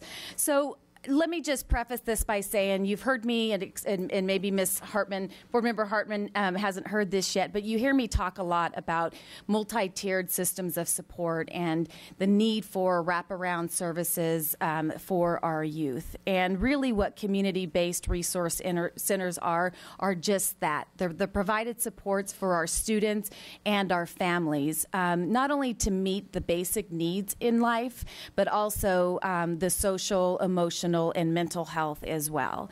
So just some bullet points here. There is a need for schools to create collaborative and coordinated systems for family and community engagement. And I couldn't agree with some of our speakers more tonight talking about the resources that the city of Scottsdale has provided for our families in the past. One of the challenges, of course, is proximity of some of our resources and access to some of the resources, which makes the coordinated resource center one of the benefits in the communities. And we'll share a couple of examples in the valley here that have proven success, one for over 20 years. Strong school communities endure strong students. Again, it's not only about the academic support, but also the social and emotional support for our students that is imperative to just day to day. And again, I stepped out in the hall to talk to our self-contained gifted teacher about her plea for social and emotional support. So again, that is just something, it's beyond the food bank lines or the clothing shelters. It goes on those wraparound services. So families and communities strongly affect the children's success. I did a presentation not too long ago to Scottsdale leadership and calculated the percentage of time that our students are really with us in our schools. And when you think about a 365-day calendar year, the 180 days that we have kids in school, the 6 hours out of the 24 days, it really equates to about 11% of the time. And so within our school settings, our teachers are doing so much to prepare our students academically and yet meet those social and emotional needs, which again lends itself to the need for services, not only in our community, but again, that our schools can support and assist in the coordination. Dedicated to strengthening families and communities by providing the information, education, and support. I've been fortunate enough in my 15 years in SUSD, the 13 years of that working with at-risk kids and in the areas of student support services. And I can tell you that I've seen a lot of great things happen when you look at providing the academic, social, and emotional support for kids. And fortunately, through, and we'll talk about Title I status in just a second, but through our community specialists and through our social workers, we continue to see the need increase with our students for, again, I'm just going to, for a lack of better terms, for those wraparound services, and again, really striving to piece all of that together. The center, naturally, as we heard tonight, needs to be collaborative with the community, regardless of location. We has to be collaborative with the city and state agencies, volunteers, and those organizations. And one strong collaborative that I can share with you as an example tonight was our most recent one 3 years ago with the NOAA Clinic, which utilized our old ECC, well, it used to be the old Choya and then the old ECC Early Childhood Center that utilized that building for, again, specializing in meeting the medical, that is the physical, the dental, mental health of special needs individuals within that community. So that gives you an example of some of the wraparound services that can be provided within a community-based resource center. With that, there's a couple of examples in the Valley that over time our social workers, community specialists, and others have been able to visit to see what those resource centers look like. So one of them is in Paradise Valley, and this one is specific to birth to 5 years of age. And they also offer parenting classes, and children play and develop skills while children learn about the importance of parenting. One example is right now we've been working real hard on a parent university as a one-time-a-year, one-stop shop. So something like a community resource center would allow for ongoing parenting programs and youth programs with something like a 21st century or a First Things First grant. Another good example, and Chandler is one of the ones that, to my knowledge, has been established for the longest time within the Valley, since 1995. And the Chandler Care Center is a school-based resource center providing access to medical, dental, counseling, and social services. So it is a little bit more than what I explained at the ECC Choya. It extends itself to the counseling and the social services, but promotes student school readiness, attendance, and academic success by providing that medical treatment, social services, the parent education programs, and referrals. And you can see some information there of some of their collaborative partners, and of course some of the individuals that Chandler serves. With that, we ask ourselves, is there a need for Community Resource Center in the Scottsdale Unified School District? And this is the part where I'm going to turn over to Dr. Forlis, but anecdotally, and I know we need to gather our hard data and our facts to make informed decisions for our families, but anecdotally I can tell you that the need continues to rise for those wraparound services for our students, and our community specialists and our social workers work endlessly to make sure that they provide those resources out in the community, and this concept would allow to bring them together, again, regardless of location, to be able to meet that community need. So with that, I'm going to go ahead and turn it over to Dr. Forlis to talk about Title I desegregation as she oversees those departments. Thank you. Thank you, Madam President, members of the board, Dr. Peterson and Sandra. As Dr. Sakos mentioned, really the big question is there a need for a community resource center within our school district? To share a slice of data with you, most current data that we have on free and reduced lunch numbers comes from November of 2014, where 27% of our students across our school district qualify for free and reduced lunch services. That equates to about a little over 6,000 students. It's really important to notice is that we do have students qualifying in all of our schools. So we are definitely seeing a need in all of our 30 schools. As Dr. Melissa Sakos mentioned, we do have services that are based out of our schools, and oftentimes we've got community specialists, social workers, and nurses who are collecting valuable resources and putting them in closets or in empty classrooms and collecting them in a way across 30 schools, and we're looking for ways to be more efficient. Another slice of data comes from Arizona State University. Dr. Meg Brewing, who is an assistant professor for ASU, was awarded a 2013 high-risk, high-reward grant from the National Institutes of Health. That survey was designed to determine, is there a need or is there interest, and if so, what type of need is needed within our school district. Over 260 parents residing in 17 different zip codes within our city and surrounding areas responded to the survey, and the results show us that the top 3 needs from those who responded were tutoring and homework help, a health clinic, as well as food pantry and donations. As we think about the services that we have lots of partnerships throughout our district, and the idea of a community resource center is to bring them together to be more efficient and to provide more consistent service with the resources that we have. And you'll see that this is just a graphic representing all of much of what Dr. Sakos spoke about the different agencies coming together in a concentrated effort. Another example is a cultivating and caring community. One of the things that we learn as we think about that last slide, one of the things that we continue to learn is that many of these resource providers are looking for space and space to come together to be more efficient.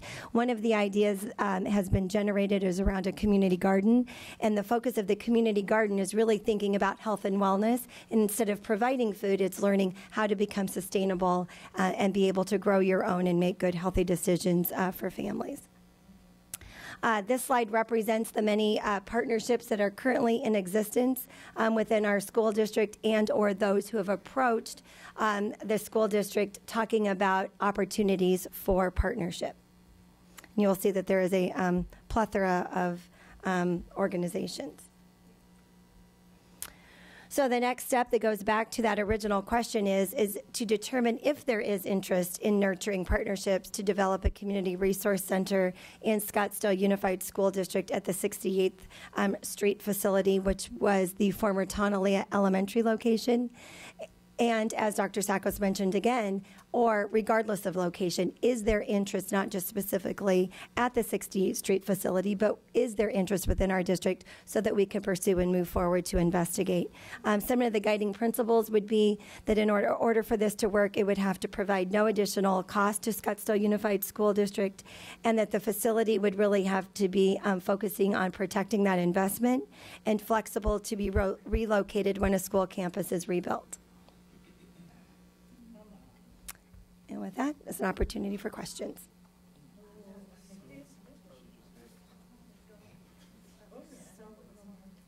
Board member comments, and as I said, this is the first time this is being presented to any of the board members.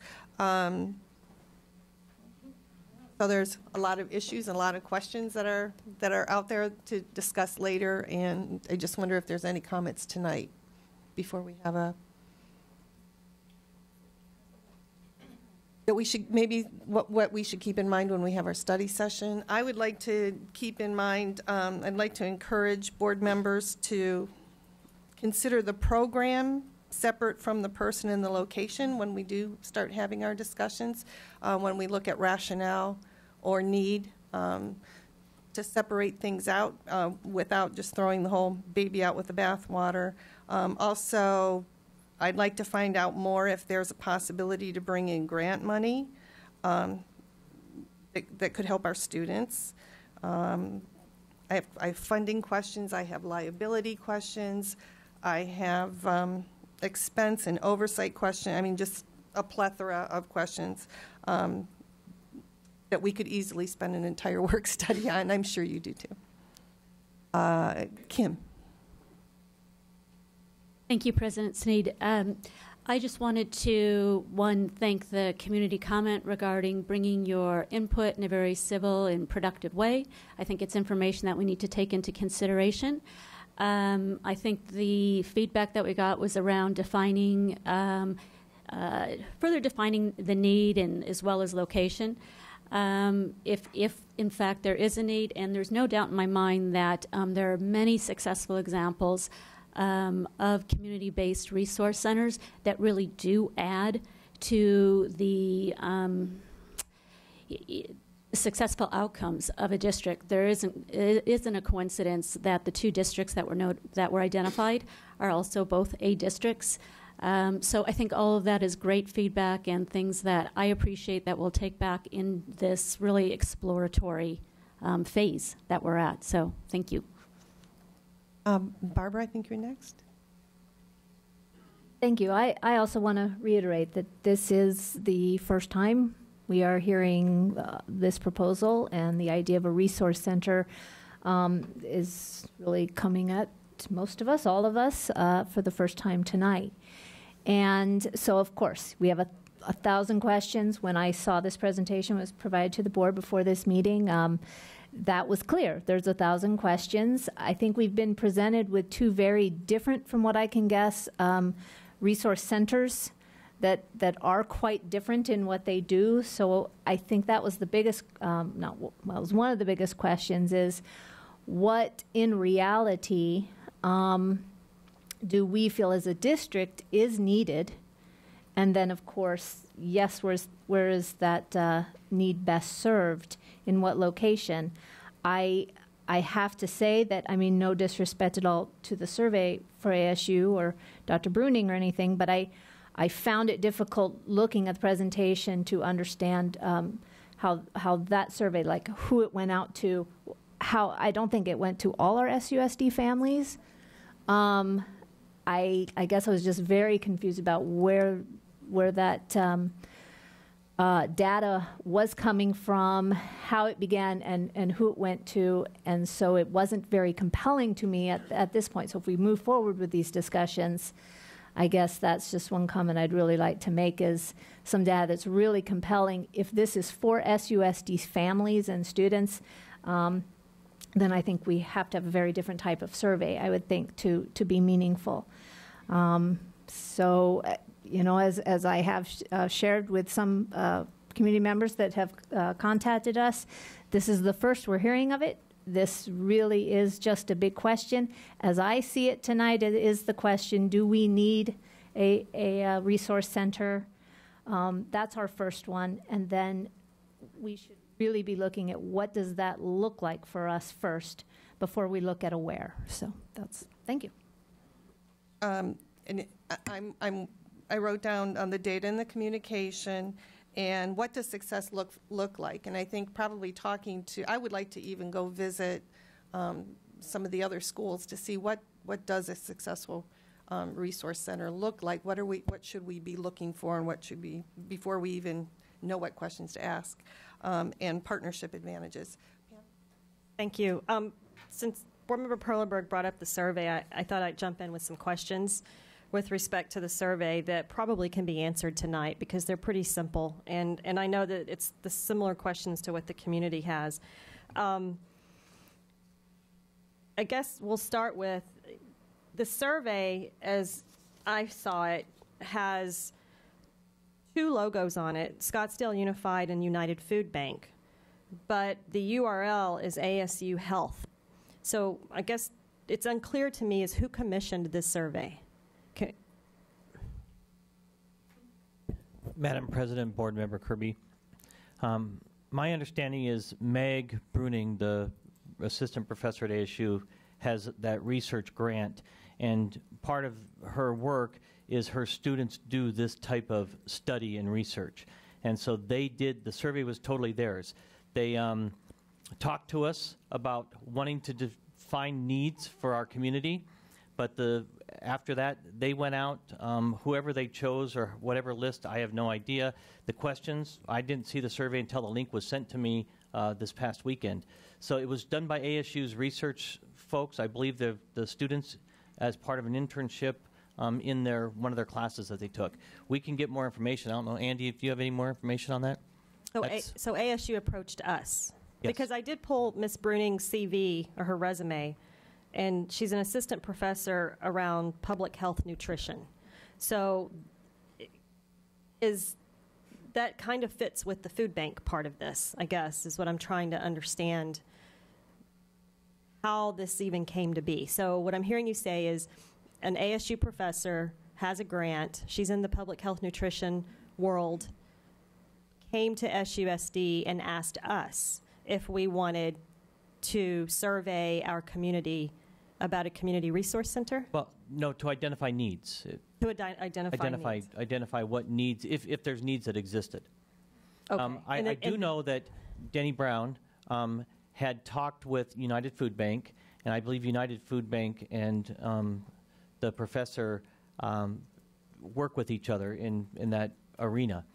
So that's how all of that was introduced, was through those folks. So, and that's how SUSD gets involved, I guess, because I'm assuming Denny Brown didn't do this 12 days ago.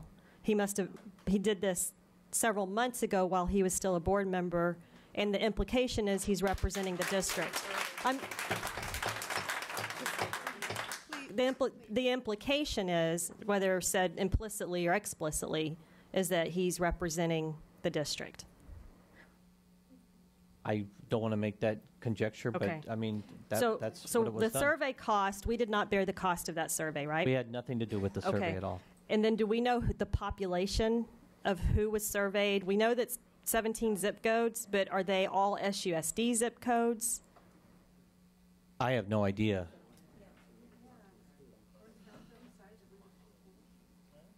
Yeah.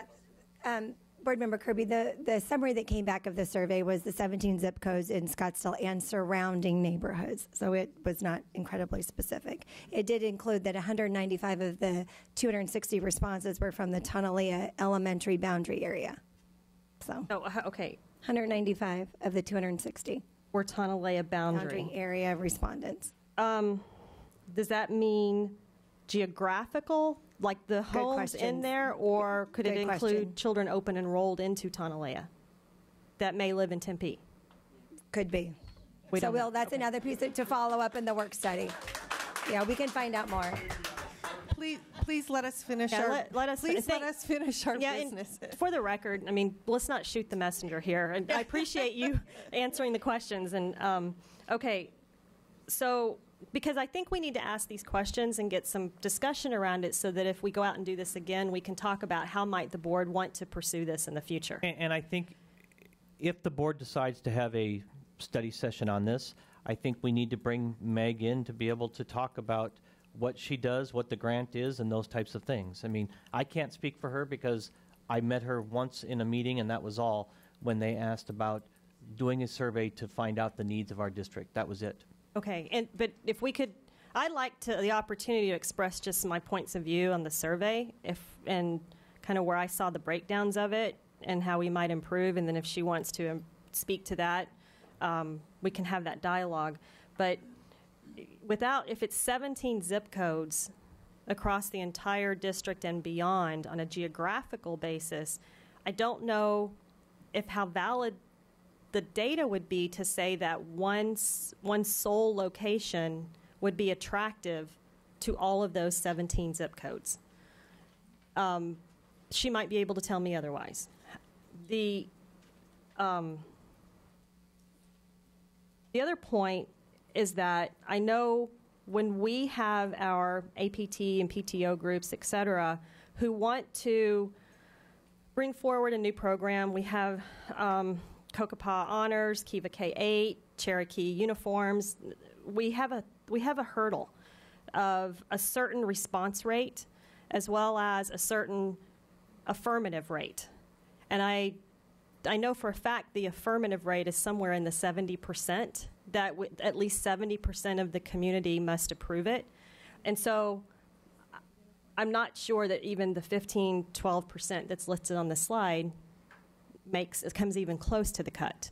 So we would want to talk as a board about what is the response rate we're looking for, and what is the the hurdle to affirm a go forward, just similar to what we do in our own schools. George. Well, I want to thank Pam. Thank you for, I know Bonnie, when you initially wanted to pull this, it was not with the intent of having no public comment. But Pam, I appreciate, this was very valuable. There's a lot people wanted to speak tonight, and I'm really glad that we're having this discussion. I will mirror what Barbara said. This is so new to us.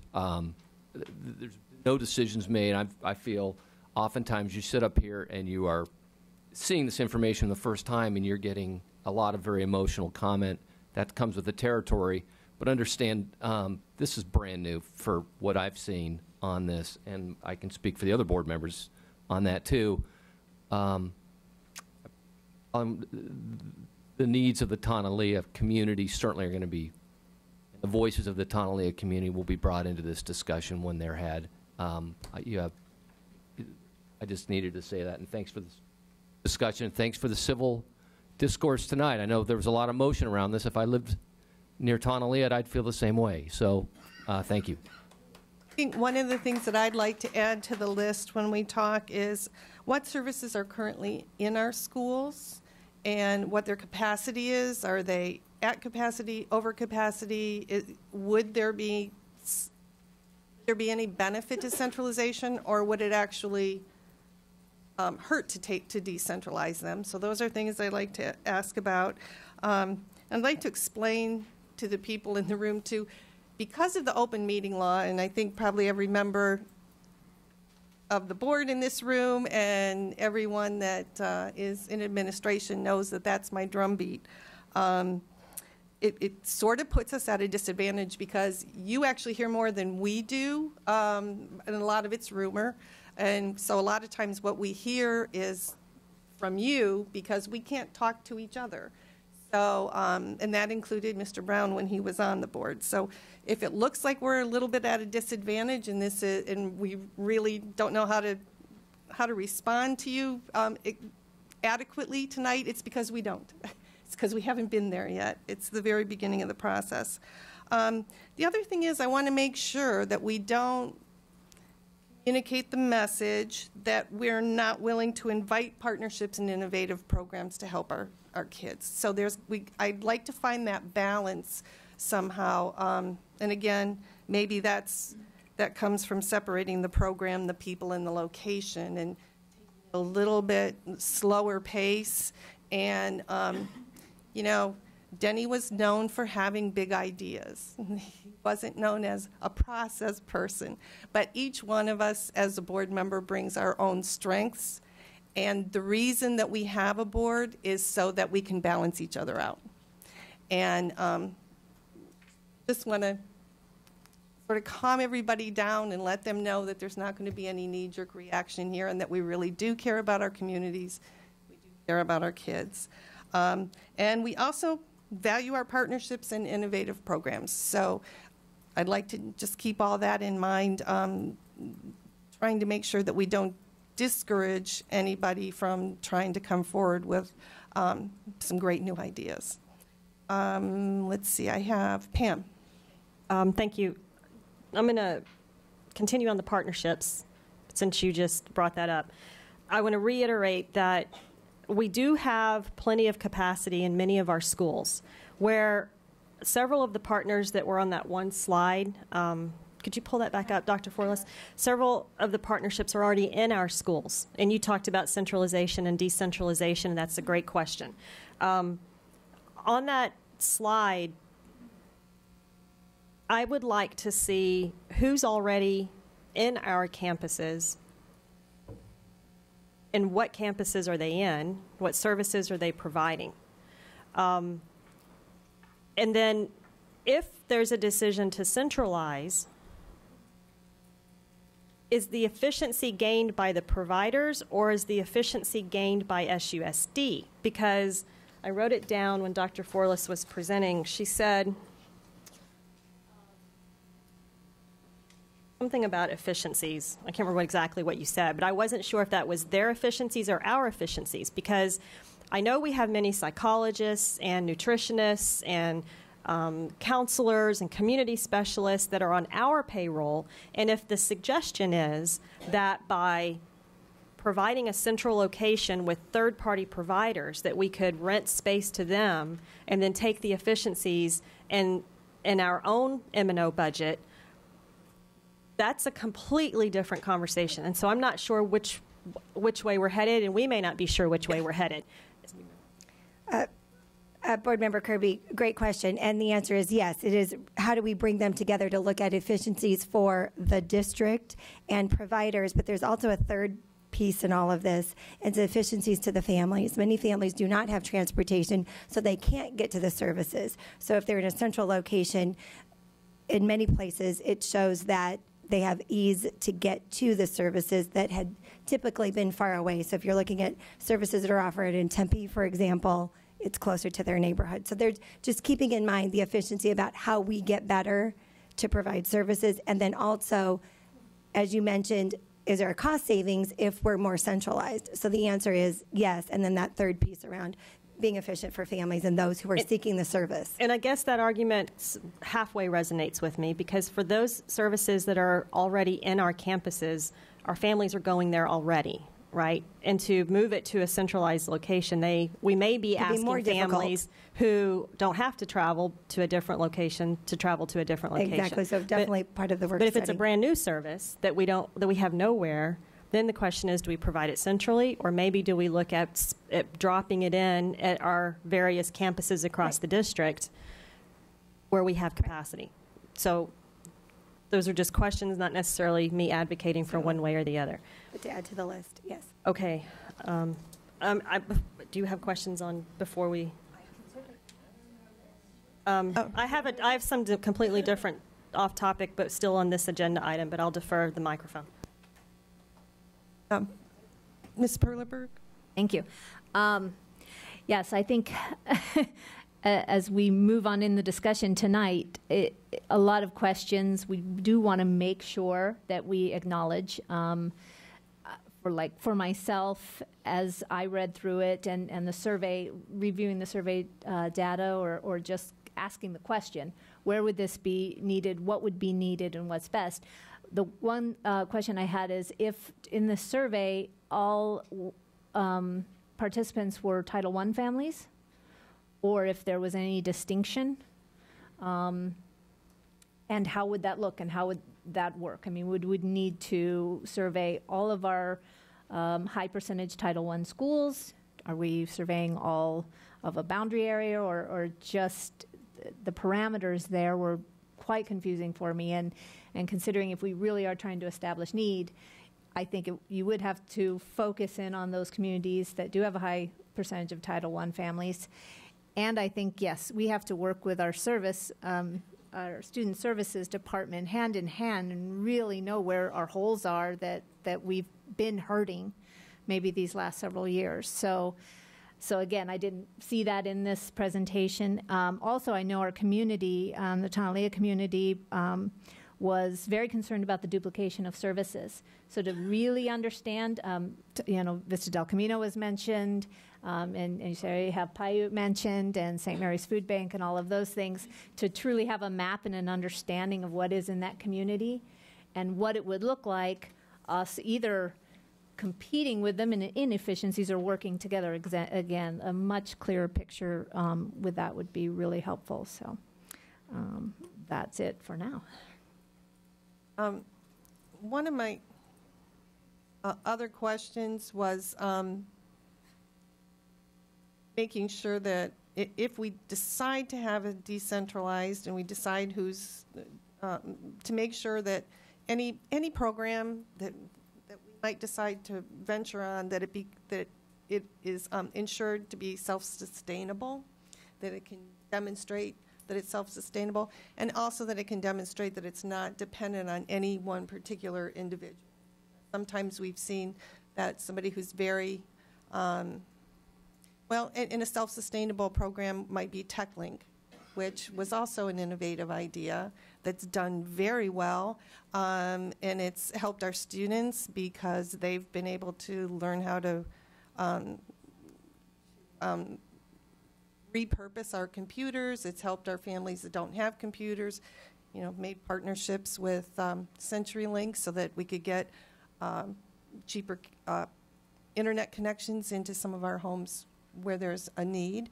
So there are a lot of things that can be done right, and I really don't, I want to make sure we don't discourage that. But I wrote down from Barbara, well, I put down where, what, and who. So if we can that in our discussions. And Dr. Peterson, you and I will compare our notes and make sure that we kept up with everybody's questions. Pam? Thank you.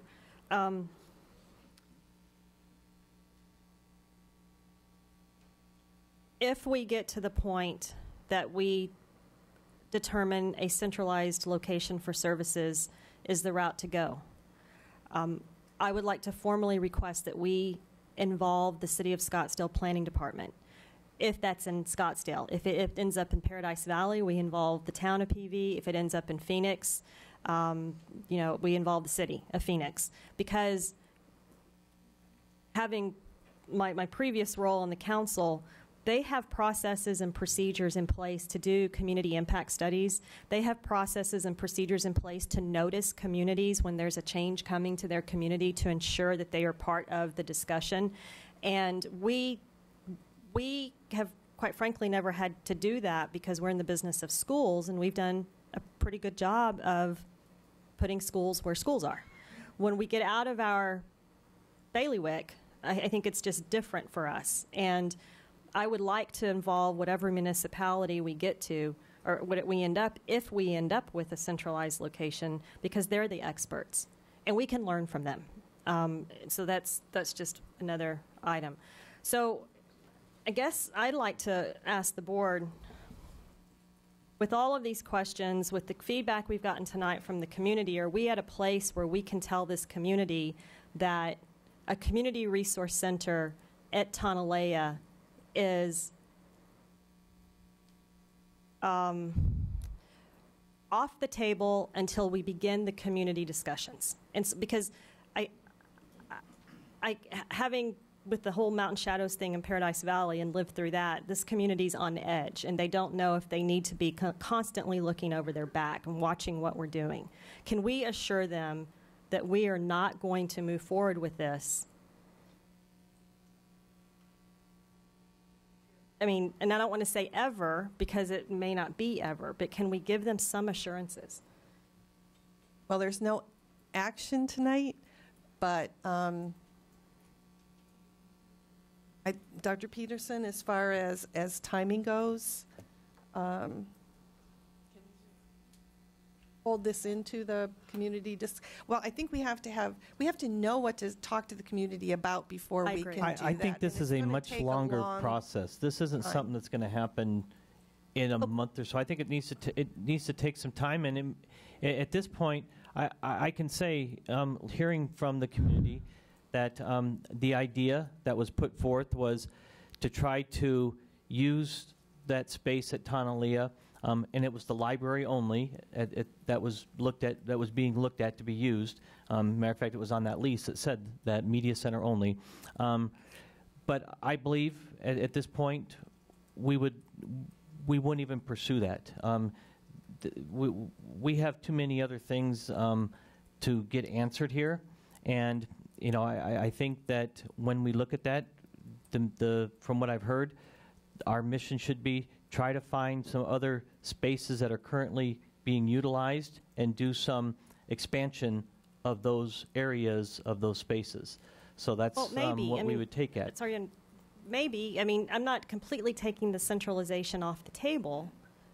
I would like for us to have that conversation of decentralized, centralized, but not necessarily centralized at any particular location. Yeah, you're absolutely correct, and I think if when you get to that point, then we need to go to the city, if that's the case, as you said, and do that notification. Again, tonight was just an idea. There was a lot of rumors that were out in the community that there was going to be a homeless shelter, there was going to be a food bank. I understand some of that based on seeing when I opened up the link to that survey this weekend. First time I'd seen it, I opened it up and I saw, partner for this and this. I was like, my God, where it is. But again, we had no input into that survey. That wasn't something we did. That was research done by ASU.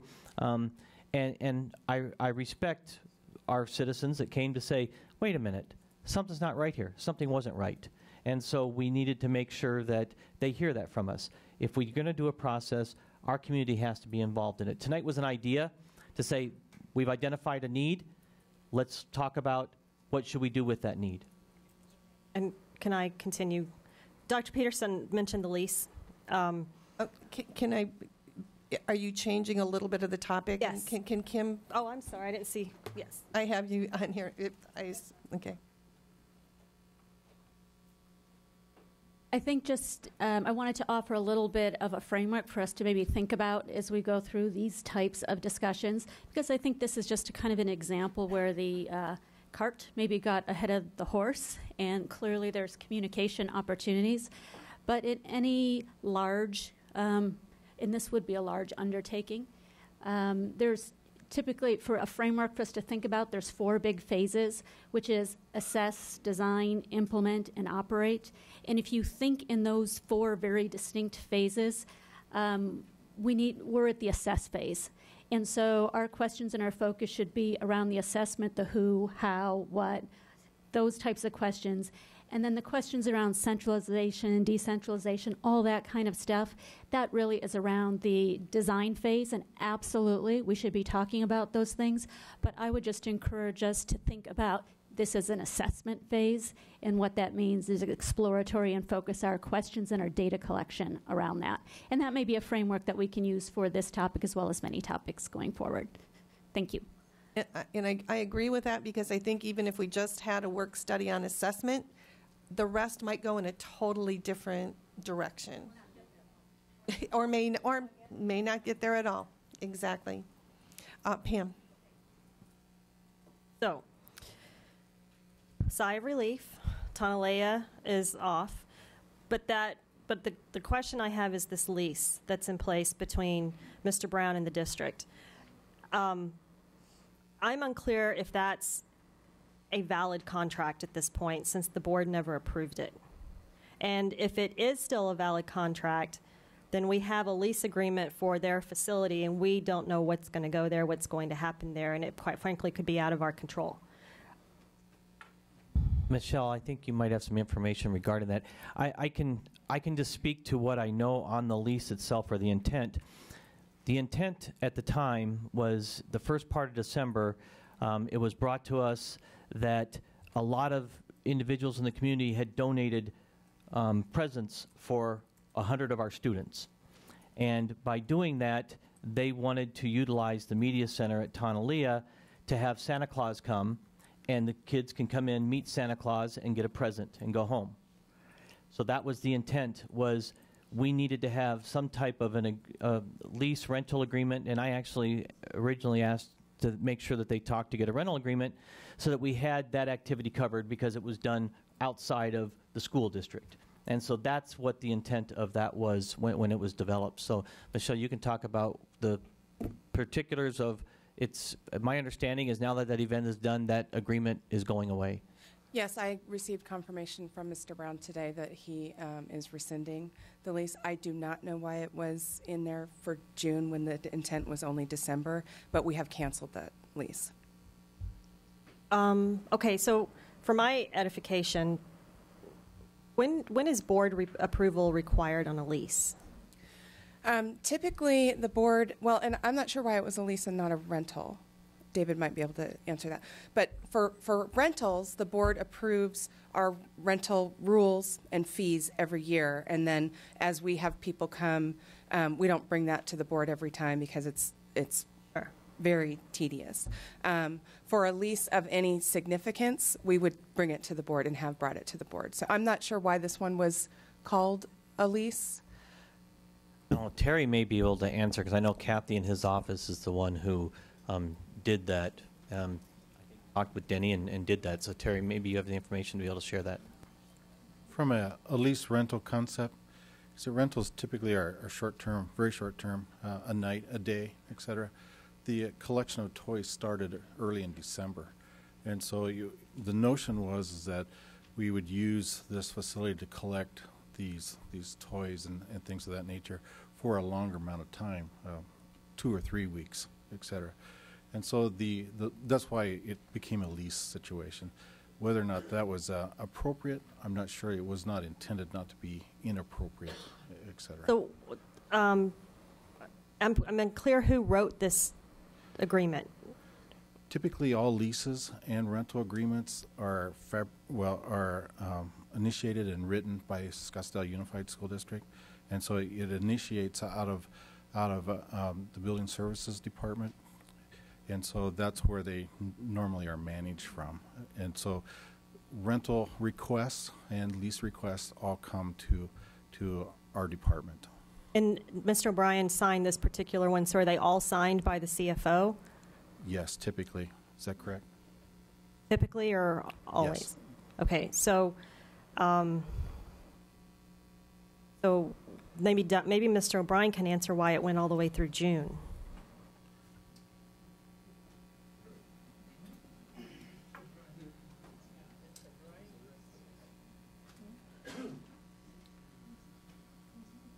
Again, Madam Board Member Kirby, Madam President, as both Michelle and Terry have stated, a lot of those leases, like the rental agreement, it's a boilerplate. It's a standard piece of paper that we use. If you see the rental, it's 1 page. It's 8.5 by 14. So it's a standard lease program that we put in place. We usually don't always change the dates to just what they were using. It was a little bit open-ended because we weren't sure exactly quite when it was going to end and when the final presents and everything were going to be distributed out. But if it was a standard lease, it should have come to the board. I guess I'm right. Rentals don't, and I get that. I get that we rent facilities for a day here, a day there, and I don't want to see all those. But leases should come to the board, and this one didn't. Okay. Could you please copy the board on the document that rescinds this lease so that we can tie a bow on this and put it to bed? Thank you. Mrs. Perleberg. Thank you. Hearing this discussion, I think what I'm hearing, or at least what I'm starting to feel, is that we really need to take an opportunity here to learn some valuable lessons as far as communicating with our community and being very sensitive and thoughtful when we are putting a cart out there, that it is not way before the horse. And I mean, it is incredibly unfortunate. I think we need to acknowledge that tonight, that it's very unfortunate that this survey was very deceptive, really, in its language, and we just don't know how that happened on the ASU survey. And it is unfortunate that that's our community saw that and rightfully interpreted it a certain way, and that caused concern. It seemed like we had a little snowball effect of questionable actions that, when you put it all together, felt deceptive to our community, and I think that's very unfortunate. And I just want to take a moment, because I know we are all sorry that that happened. And if a cart did get put way before the horse and things rolled too quickly, it is unfortunate. I think our board was caught very much off guard by it over the last couple days. And it certainly wasn't our intention. I'm sure it wasn't administration's intention. But I just wanted to take a moment to apologize to the community that we have appeared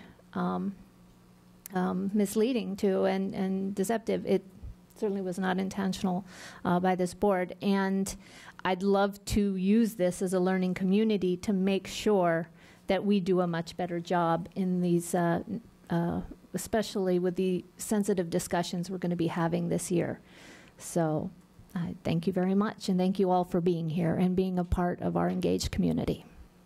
Yeah, I think this is an excellent example of how great intentions can go wrong. And I know I'm a process person. Again, I say that, and it drives people crazy. But that's why we need each other, and we need each other to make sure that we're doing the right thing at all times. Absolutely. I'd like to move on to the next item, since we're going to continue having discussions anyway. So, Pam. Thank you. Yes, I think it's been pretty clear made by certain individuals that we had no knowledge, and I want to go on record as well that I had no knowledge of the survey, the concept, the lease agreement until really the past 72 hours. So you also, as a community Tonalea, have my deepest apologies. The next item on the agenda, if there's,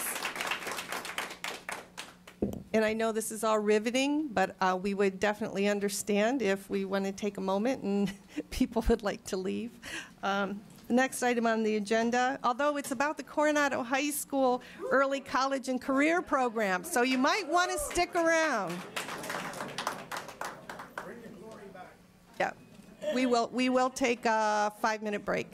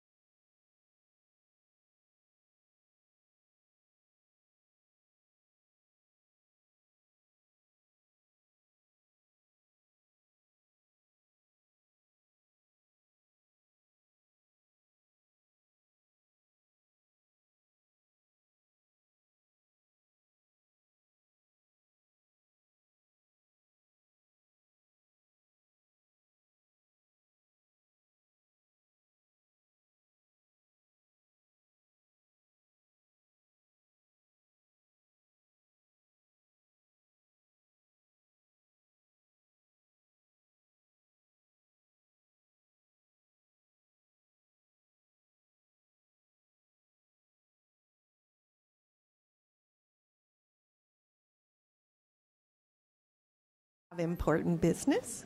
Do I start or you start? We on? Okay.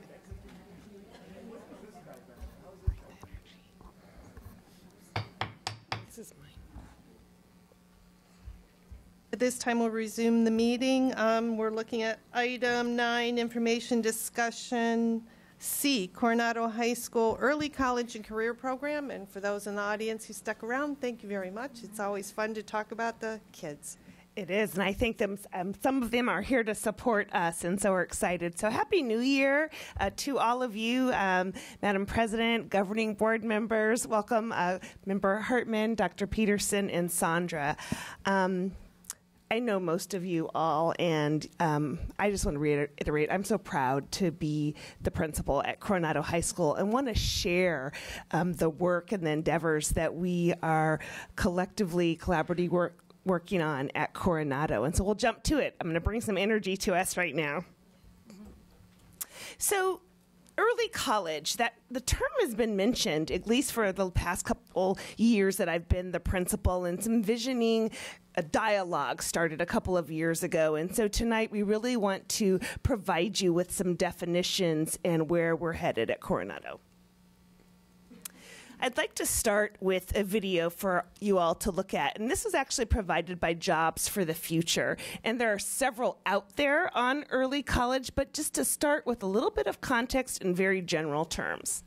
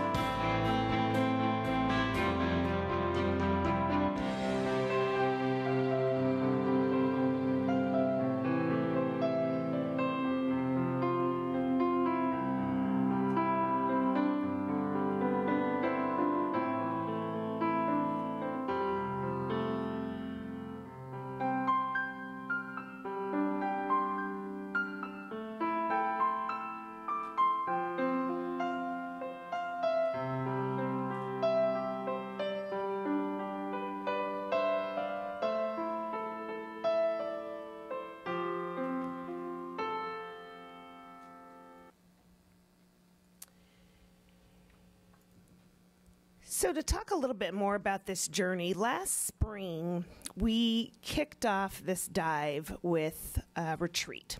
And so at that retreat, we had departmental representation. We had members of our site council and both parents and community members, and really started to talk about the limited amount of research that I had begun with some work with some staff members, and really began to talk about what does this mean? Earning, the concept of dual enrollment, earning degrees, what is this looking like?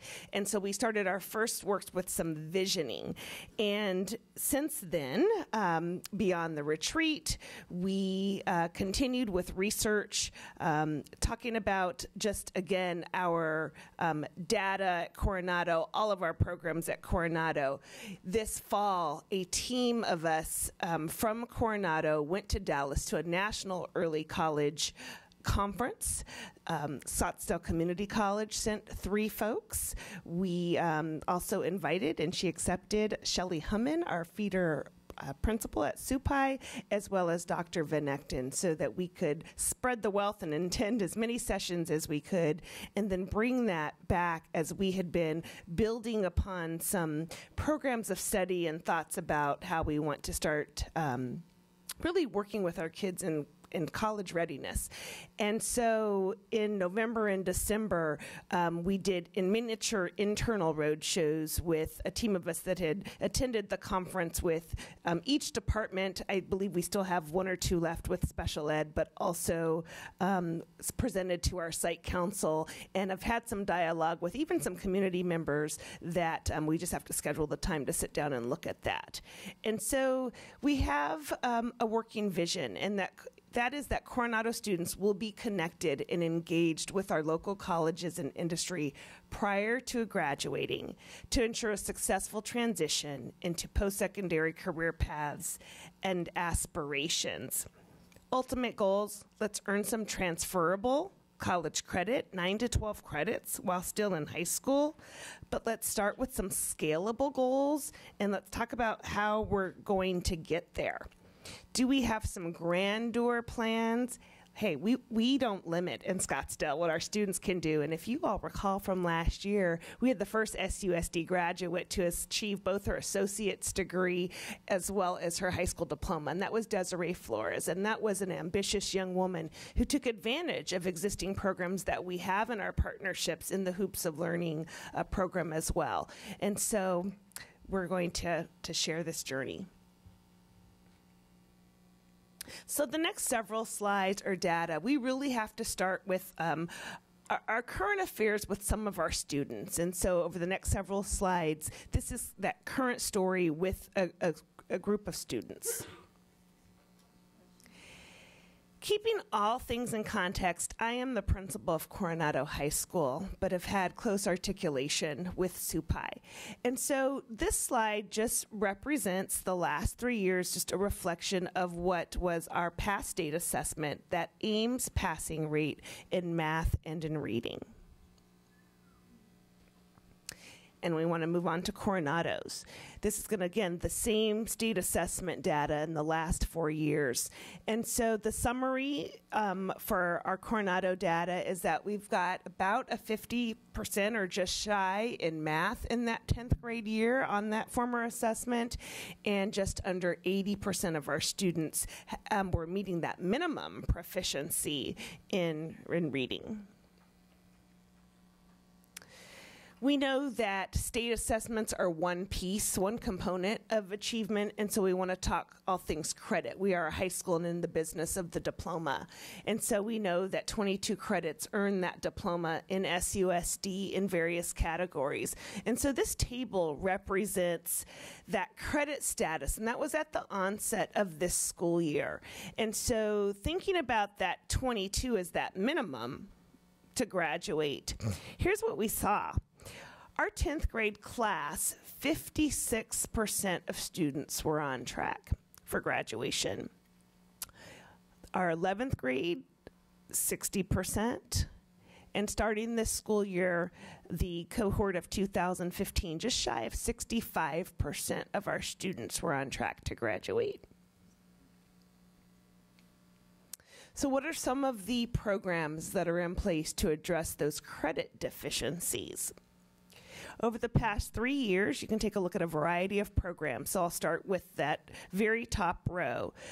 We offer e-learning courses, and those are our online classes. So in the 12-13 school year, we had 215 Coronado students enrolled in an e-learning. They weren't necessarily all in a credit recovery course, but in our e-learning classes. That was also the school year that STEP was launched. And for high school, that is a credit recovery program. And I'm going to get really specific and try not to be tedious here, but I think it's important to set the stage. So STEP is a blended program. And so in that classroom, you've got a highly qualified teacher in a content area. And then you have students that are working at an individualized pace with an e-learning course. And usually in this situation, it is a credit recovery course. So we started with 53 students that year. Be mindful that the STEP criteria has evolved into being defined as a student who is already 2 credits or more behind. And again, back to that individualized pace. They need to be able to read at an 8th grade reading level. Similar to STEP, Coronado itself has a variety of blended learning classes, or I should say we offer them in English language arts and in math. So we had 53 students in STEP. We had 195 that year in a blended course or e-launch course. Last year, our e-learning enrollments were at 167. We nearly tripled the STEP participation and enrollment to 151 and had 155 students in a blended language arts class or math. In this school year, we have 273 students in an e-learning course. Now, keep in mind, too, that our freshmen have that graduation requirement of a 0.5 e-learning course. So, again, those are not all credit recovery. First semester, we had 112, and I've got, Mr. Ferrer always keeps me current. So now that we've got our enrollees and we're in week 2 of second semester, we have 207 students in that STEP program, and we have 151 that will have been enrolled this year in the e-launch classes. So let's talk about other programming at Coronado. Dual enrollment. Over the past 3 years, we've been pretty stagnant at 4 sections of dual classes. That has been a combination of business or CTE classes. We've had the English 101, 102 blend, and a science course, increased a little bit in that area. Our AP sections have gone from 11 to 8 in enrollment, from 181 to 153. If we take a look at our elective coursework, we've gone from 87 sections to 56, with enrollment being fairly consistent. Coronado's been around 1,100, will spike and sometimes go down a little bit. I want you to understand, too, that those electives are what I would call choice electives for students, so that we're thinking about our fine arts, performing arts classes, visual arts, some other content area courses, for example, in social studies, criminology. What those are not are our reading or writing targeted classes that also give elective credit. Our graduation rates that the state provides to us have been at 74% the past 2 years. We have that caveat on there in the summer when the state releases that information. We know that goes through December. We do have some summer graduates. I am pleased to say that we had some October graduates with those groups that still needed to pass Ames, but I believe we'll still be at about 74%. I'd love to see that they released that was an increase, but I think it'll be pretty close. University enrollment. We have, through those graduating groups of 2013, you can see it's divided up by our 3 state schools, and that our totals have gone from 48 to 26. And I want to talk about our Maricopa Community College enrollment. There's a lot on here, so I'm going to ask us to focus in certain areas. This is the class of 2013, and there were, from this data, 106 students who were enrolled across the valley at our Maricopa colleges. And so where I want to focus is at the in the next set of data, the big table at the bottom, that top row, where it starts with Coronado High School and goes across in first English courses and first math courses. For the purpose of some terminology that I'm going to use this evening, I want to talk a little bit about that data, and I'm going to talk about the word developmental. Developmental coursework, as we're going to define that this evening, would be a course that a student would take once they take whatever that diagnostic is. Many were familiar with the Accuplacer. I know that Maricopa may be looking at some other tools. And so what that means is that when they take that assessment, they have not qualified yet to take English 101 because of some skill deficits in reading or writing, or college algebra. in terms of their math skills. And so we're looking at about 44% of that group needing to start in a developmental English course, if I've done my math correctly, and 80% starting in a developmental math course. And so we're going to move a little bit and start talking about programs of study. And again, this presentation is not just to tell you where we're at, but where we want to be. And I'm going to turn it over to my competent and enthusiastic assistant principal, Mr. Paul Ferrero, who is the assistant principal of educational services at Coronado. Thank you, Ms. Tarkington. Good evening, Madam President, governing board members, Dr. Peterson, Sandra. My part of the presentation, I will be highlighting our different programs of study that we have at Coronado and the different pathways we have for our students to go on to post-secondary education. The first slide I will be presenting is the highly selective pathway that we have for our students. This is mainly for students who wish to go out of state. Currently at Coronado, this represents our top 8% of our students right now. And from left to right, we have from freshman year to senior year. For the majority of the core content classes with English, math, science, and social studies, majority of these students are in honors courses that start in their freshman year and end up taking advanced placement courses in their senior year. For example, with English, they'll start in English 1 honors, then move to English 2 honors, then to English 3 AP, and English 4 AP. Majority of these students must take 3 years of a world language, our state requirement for PE. They also must take a fine arts, and majority of these students also take advantage of all the elective choices that we have, and they take usually all 4 years of those and end up graduating with around 24 credits instead of just the requirement of 22. The next program of study I'm going to highlight is for our in-state universities. This is just the bare requirements for these universities. Majority of these, all of them have to take 4 years of English, 4 years of math, 3 years of science. They must take all their social studies.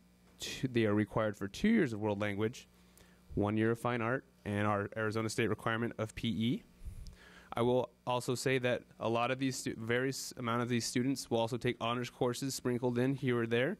Some may take English honors courses, some may take math honors courses. And then again, they have many electives to go on, mainly in their junior and their senior year of their choice. And this is also our top 15%, or excuse me, our 15% of our students right now currently are on this program of study. Is that a second tier, 8% in one and 15 in another, or is that? Yes, ma'am. That's okay, second tier. Okay, and now with our program of study, this is a current reality based off of our state assessment data that we showed in the previous slides. I was able to take a sample size of about 10 students who had fairly similar course pathways that they had been taking. These students have in common that they did not meet the state requirements in math and did not meet the state requirements in either reading or writing. So beginning in their freshman year, all of these students took at least an English 1, Algebra 1, Earth Science, World History, an elective of their choosing, and PE. And with the data that we had showed, a lot of these students were struggling in math. So in the spring section of their freshman year, they were placed in an e-launch Algebra 1 credit recovery to retake the first semester of Algebra 1. And that'll segue into their fall semester of sophomore year. With the second from the bottom, they are required to take their another math credit recovery for the second semester of that Algebra 1 to get them back on track. These students were still able to take English 2 and geometry, their science, and a lot of these students also did at some point lose credit in a science or English class, so they were placed in the STEP program to try and get those credits back as quickly as possible. Moving into junior year, again with the state assessment data, we placed them in an integrated math. That is to help support them with their math skills. Integrated math covers Algebra 1, geometry, and parts of Algebra 2. And they were also placed in an Ames English course, and this was to ensure that these students were able to be more well prepared for the tests, for the retakes in October and February, to get them back on track for graduation and eligible to go to college. They were also in a STEP credit recovery course, but if you do notice, they were not able to take a third year of their science in their junior year. That has now been postponed until their senior year, where they are in now environmental biology. They continue with English 4, business math, their government and economic social studies classes, the electives of their choosing. Majority of these students were still in a STEP credit recovery. The great thing about STEP is if that a student is finished in 6 weeks, which if they move at their maximum capacity, they can finish a course in 6 weeks. STEP does have a few online electives that they can take to thus keep getting their elective credits that they need for graduation.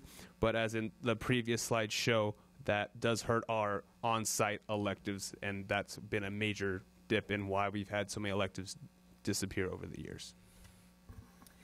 What this slide doesn't show are other interventions that we have going on. This is all about repeat coursework and credit recovery. So I just want to highlight verbally a few of those that are going on. We do utilize our Title I budget or staffing, and we have a math interventionist model right now. Currently, that's a math lab, push-in, pull-out model, and we're always looking at those pieces. Again, we use some of that combinations of title and desegregation funds to do some of those targeted reading and writing courses as well. We have open library, after-school tutoring, and we are one of the 21st Century Grant recipients, and this is year 1 of 5. And so that's both the tutor homework helps, but also have begun to do the targeted classes. I will share with you that just talking to my site coordinator today, participation was tough in going on some of those targeted classes, but those that took it were some of those students who passed that assessment in October. So again, comprehensive efforts in doing that. Also, Mr. Farrow didn't happen to mention, especially talking in that freshman year, we've done a variety of where we can get the most bang for our limited dollars at times with summer programming. And so since I've been at Coronado, we've done both trying to get the freshmen more or less caught up before sophomore year, and then we've also tried to take a look at those, started working with bridging 8th graders to be more proactive. So we're constantly looking also at the skill piece of the intervention, not just the credit recovery part.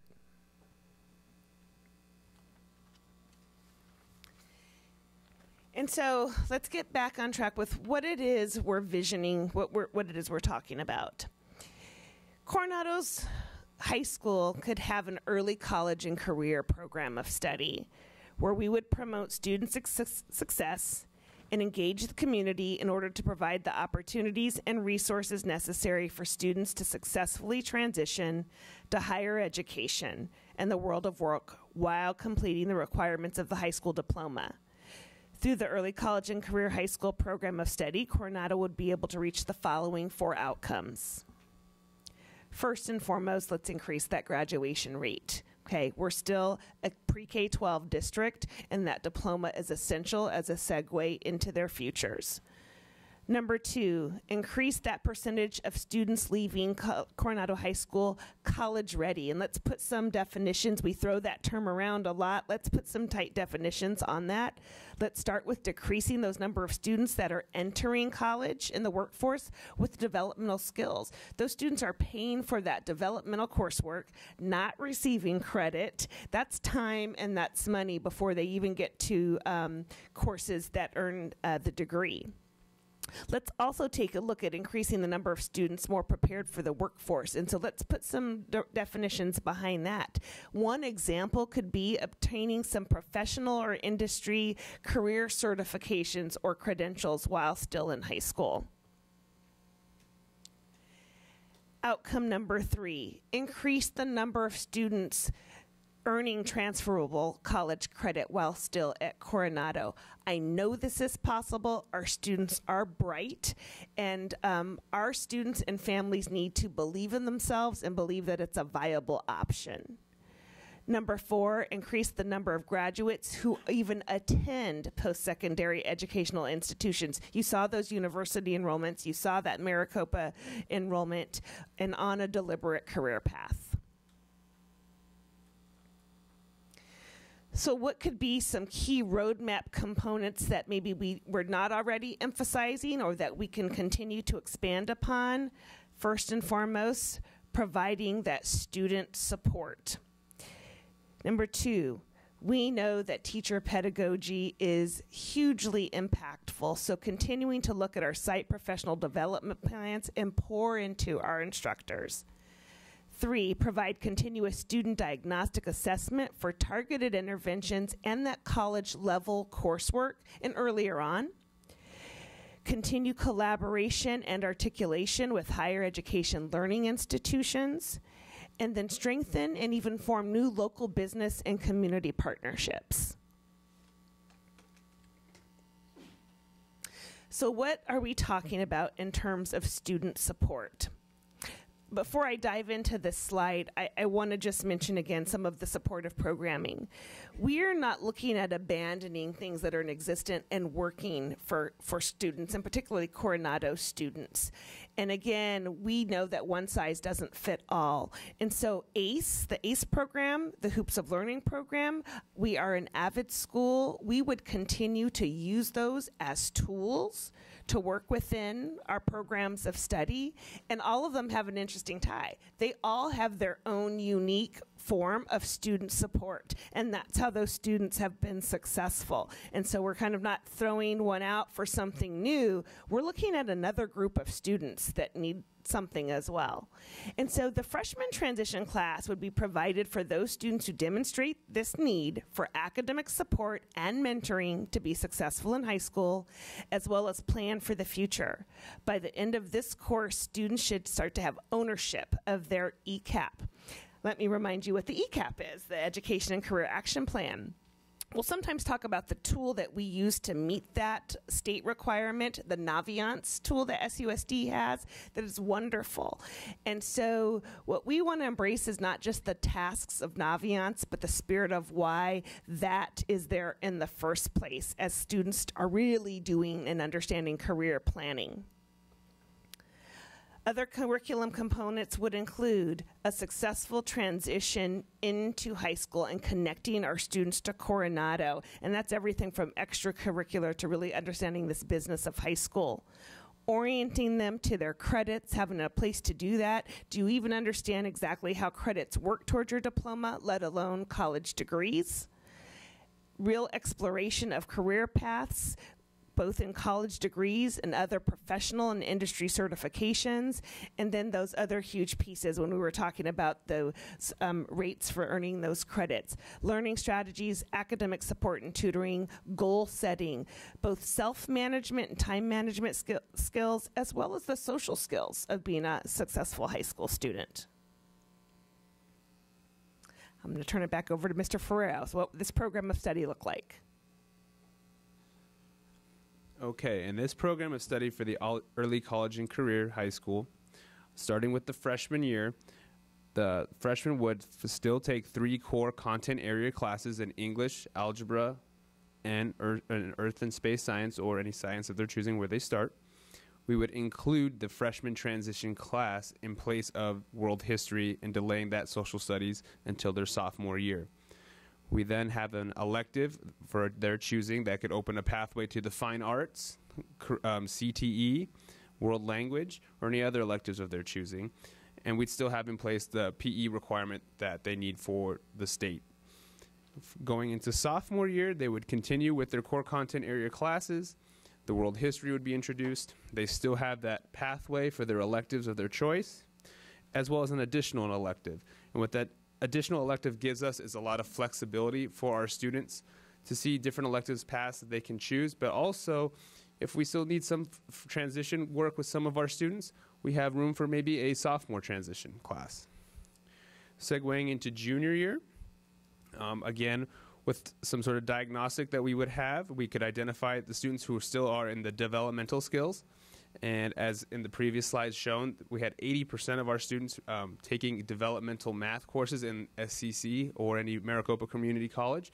So we want to get ahead of that and use the foundational math that we have already in our high school planning guide that we've worked with SCC to help them develop those skills so they are college ready for college algebra going forward. Also, at the bottom of the junior year, we have the CPD 150.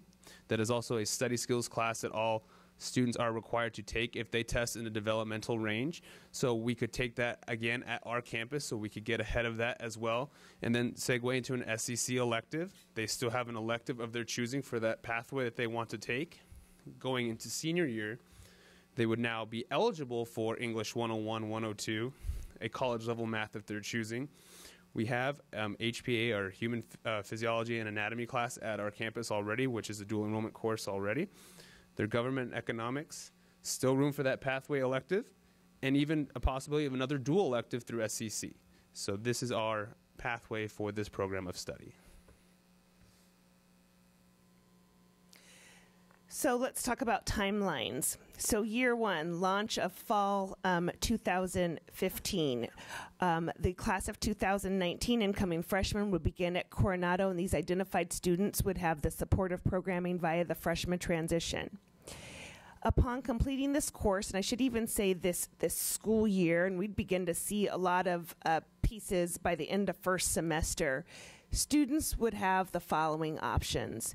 We know that sometimes students just need that extra support to stabilize, and we think that we would see students that could now move into that university-bound program of study, possibly even selective, and would not be locked into the early college program of study, and we have to do that. We have to make sure that we're assessing for that movement.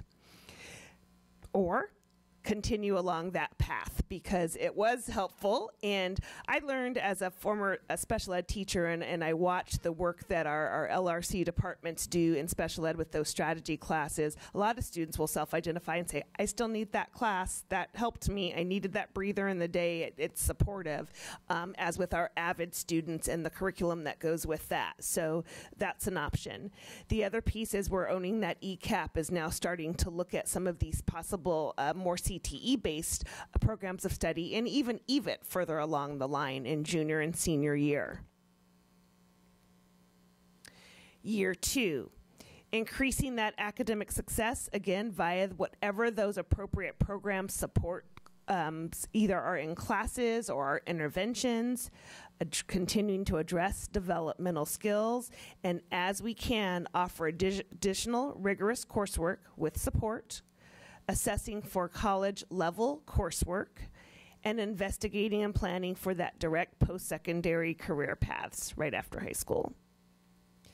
If it looks repetitive, it is.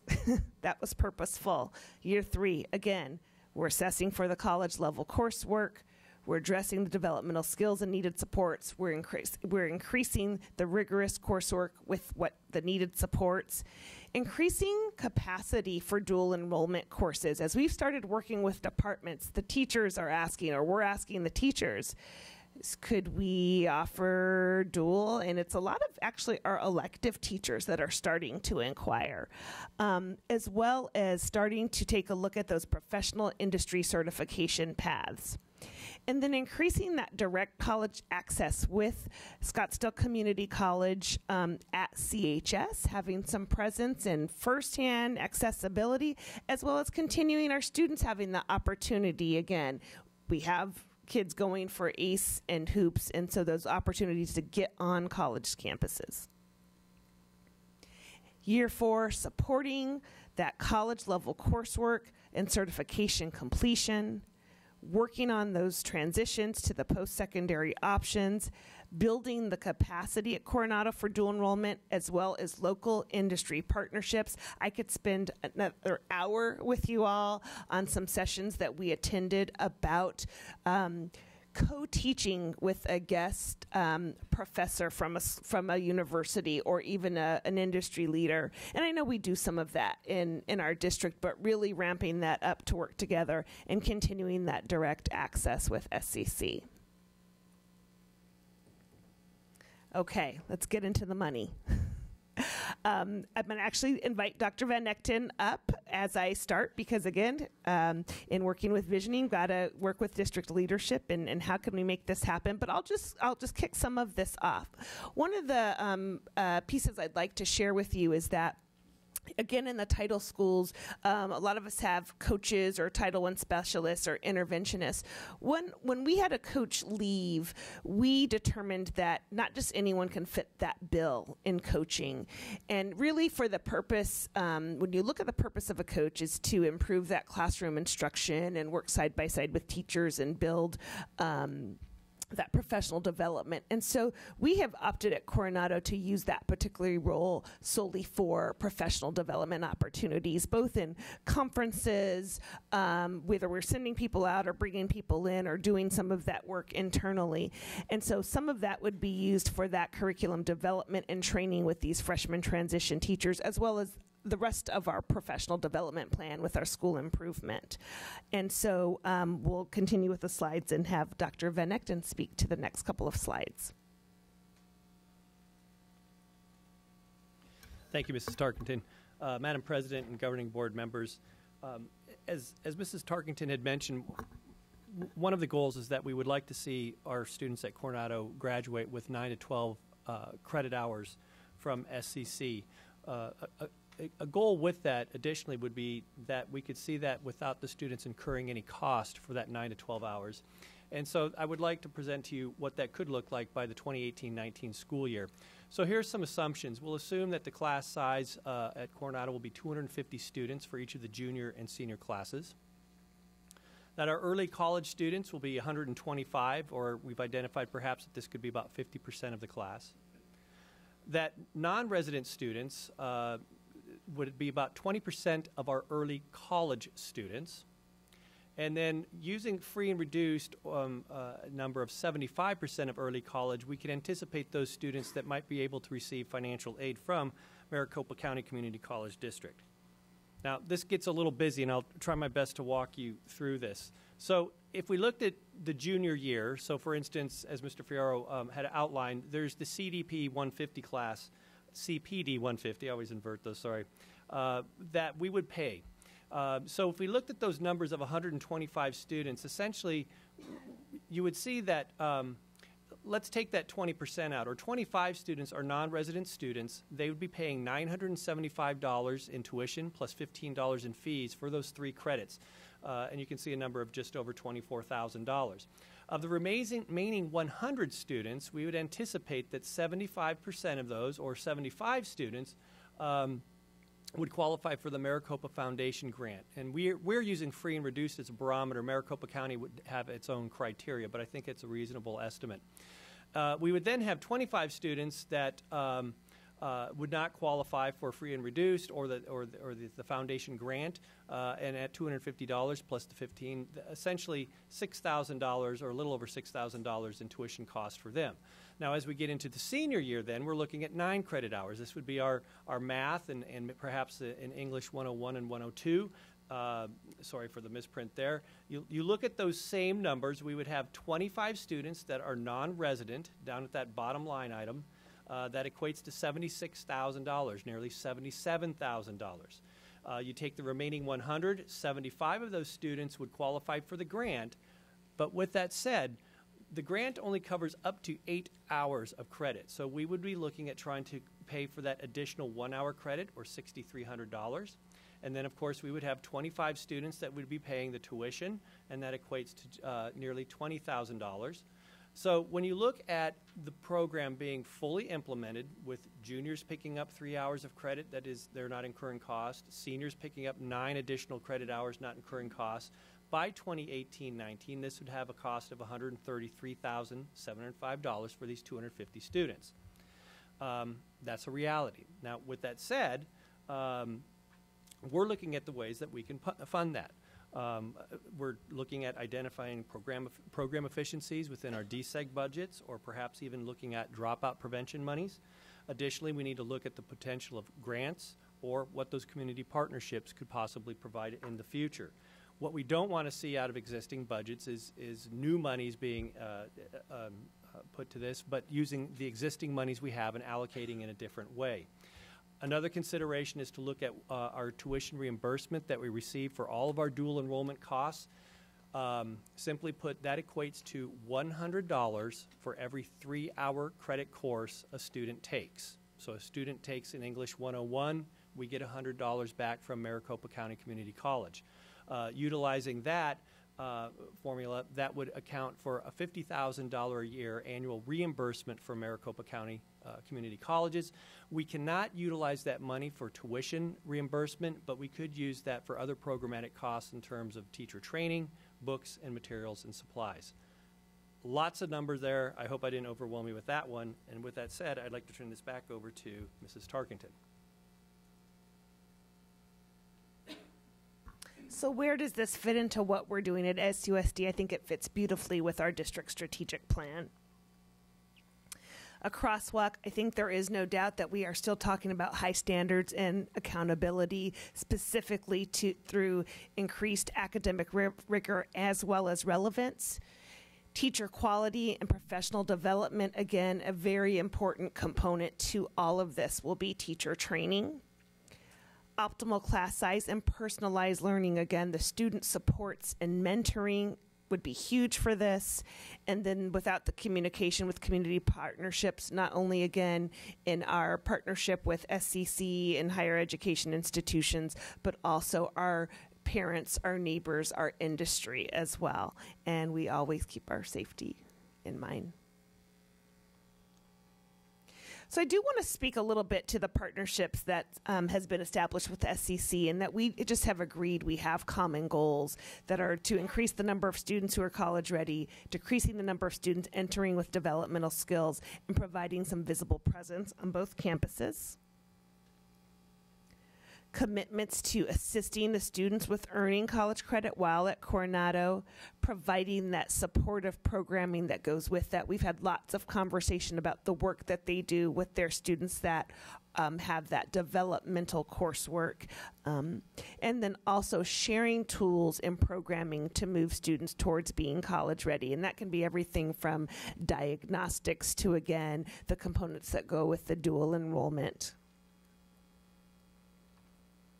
The collaboration has been looking at curriculum alignment, not only on department levels with Coronado and representatives from SEC, and we do have Dr. Fuji here, one of our deans, one of the deans from SEC. I said ours, we're like a family. She attended also the national conference.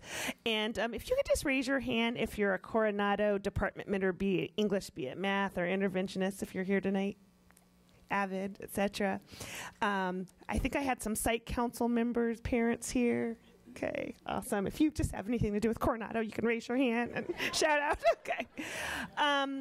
And talking about the same sustainability, I mean, this is a lot to talk about. And so how do we, if we get this ball moving, we have, and we make commitments to families, we have to be able to do this and then continue with the research. We learned a lot. This has been going on in some states for 10 years, and there's a lot of pieces there. And so continue with the research.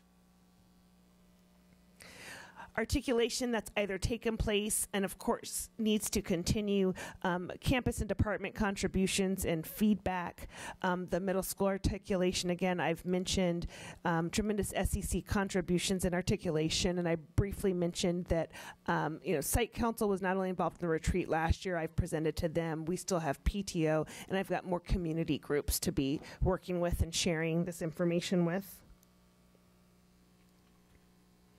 And so our steps moving forward are really, we're in course enrollment with our current Coronado student body, and launch later in this week some meetings with SUPI, as well as the visits with the parents next week. So that's huge. Our freshman transition course, as we visited with the departments, we've talked about what we're looking for in a teacher. We want to start with volunteers. I have had great interest in those positions. The curriculum design, and again, getting this word out with community and starting to talk to our local business partnerships about this work. And then looking at our professional development plan and increasing those opportunities. Questions?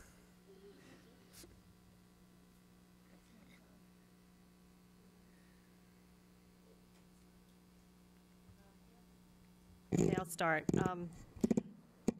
I would like to commend the team, and I can't, there, Dr. Von Achten and the presenters. This one of the best presentations that I've seen in quite a while. It's very well thought out, very well organized, and I followed just about everything except for Dr. Von Achten's math. Yeah, you overwhelmed me, but we'll talk about that. I appreciate the, with funding perspective, trying to find available funds, but when I hear we're going to look for grants and partnerships, that concerns me because it's not reliable year after year after year, and M&O dollars are. And so while I appreciate the sentiment of trying to be fiscally responsible and look under all rocks, I would like to kind of tee this up on an M&O investment priority or a needs list. Just put it on a list, so that it is sustainable, and we don't have to always worry about, are we going to be able to find the funding dollars or get the next grant or renew that business partnership, because this sounds like very impactful work that will probably take some time to get up and running, and I just would not, I would like to remove that financial pressure from the team so that you can focus on the classroom. I would also like to ask, this approach seems as if it's going to require quite a bit of one-on-one contact with the student, maybe particularly early on, 8th grade, 9th grade. Counselors involved in this at all, and is there a need for, well, I know the answer to this question. I know we need more counselors across our middle schools and our high schools. What's the balance of? Okay, so let me make sure I understand the question. Let me tell you a little bit. So there should have been 3 of us. Our one of our counselors has been intimately involved in this. Attended the conference, been a part. He didn't come back from break right away. He had pneumonia, and so that perspective has been huge all along. Even in our earliest conversations last spring with SCC, that CPD course, and Dr. Fuji can assist if I need to reference her. That course is actually even taught, I believe, when it's at the colleges by counseling departments. Okay, good. I know what I'm talking about. We've been working hard for a long time on this. And so there's a lot of pieces. Let's go back to that freshman transition teacher. They're going to be huge. The initial professional development, and let me be cautious with this. Our PD plan has been all year long about rigor and college readiness strategies, and I won't deviate and do a bird walk here, but that mentoring component, that is the guidance that we know is going to be key for kind of keeping the kids together. And I really do think about our avid teachers and mentors and teachers, and Miss Wingett is here. And we've had passionate conversations that this is Avid, and no, Avid's a certain profile, but it is, and it is, and it all is. And so you are right in that when we're talking about navigating courses of study, so not just the credits to get to the high school diploma, but you're really talking about that ECAP piece. That is the big role that our guidance departments across this district have dealt with Naviance. It takes more. Those aren't enough people. There are 4 people at a lot of campuses. At Coronado, it's not quite 3 full people, which is why it has to expand. And I don't necessarily mean that it has to be more guidance counselors.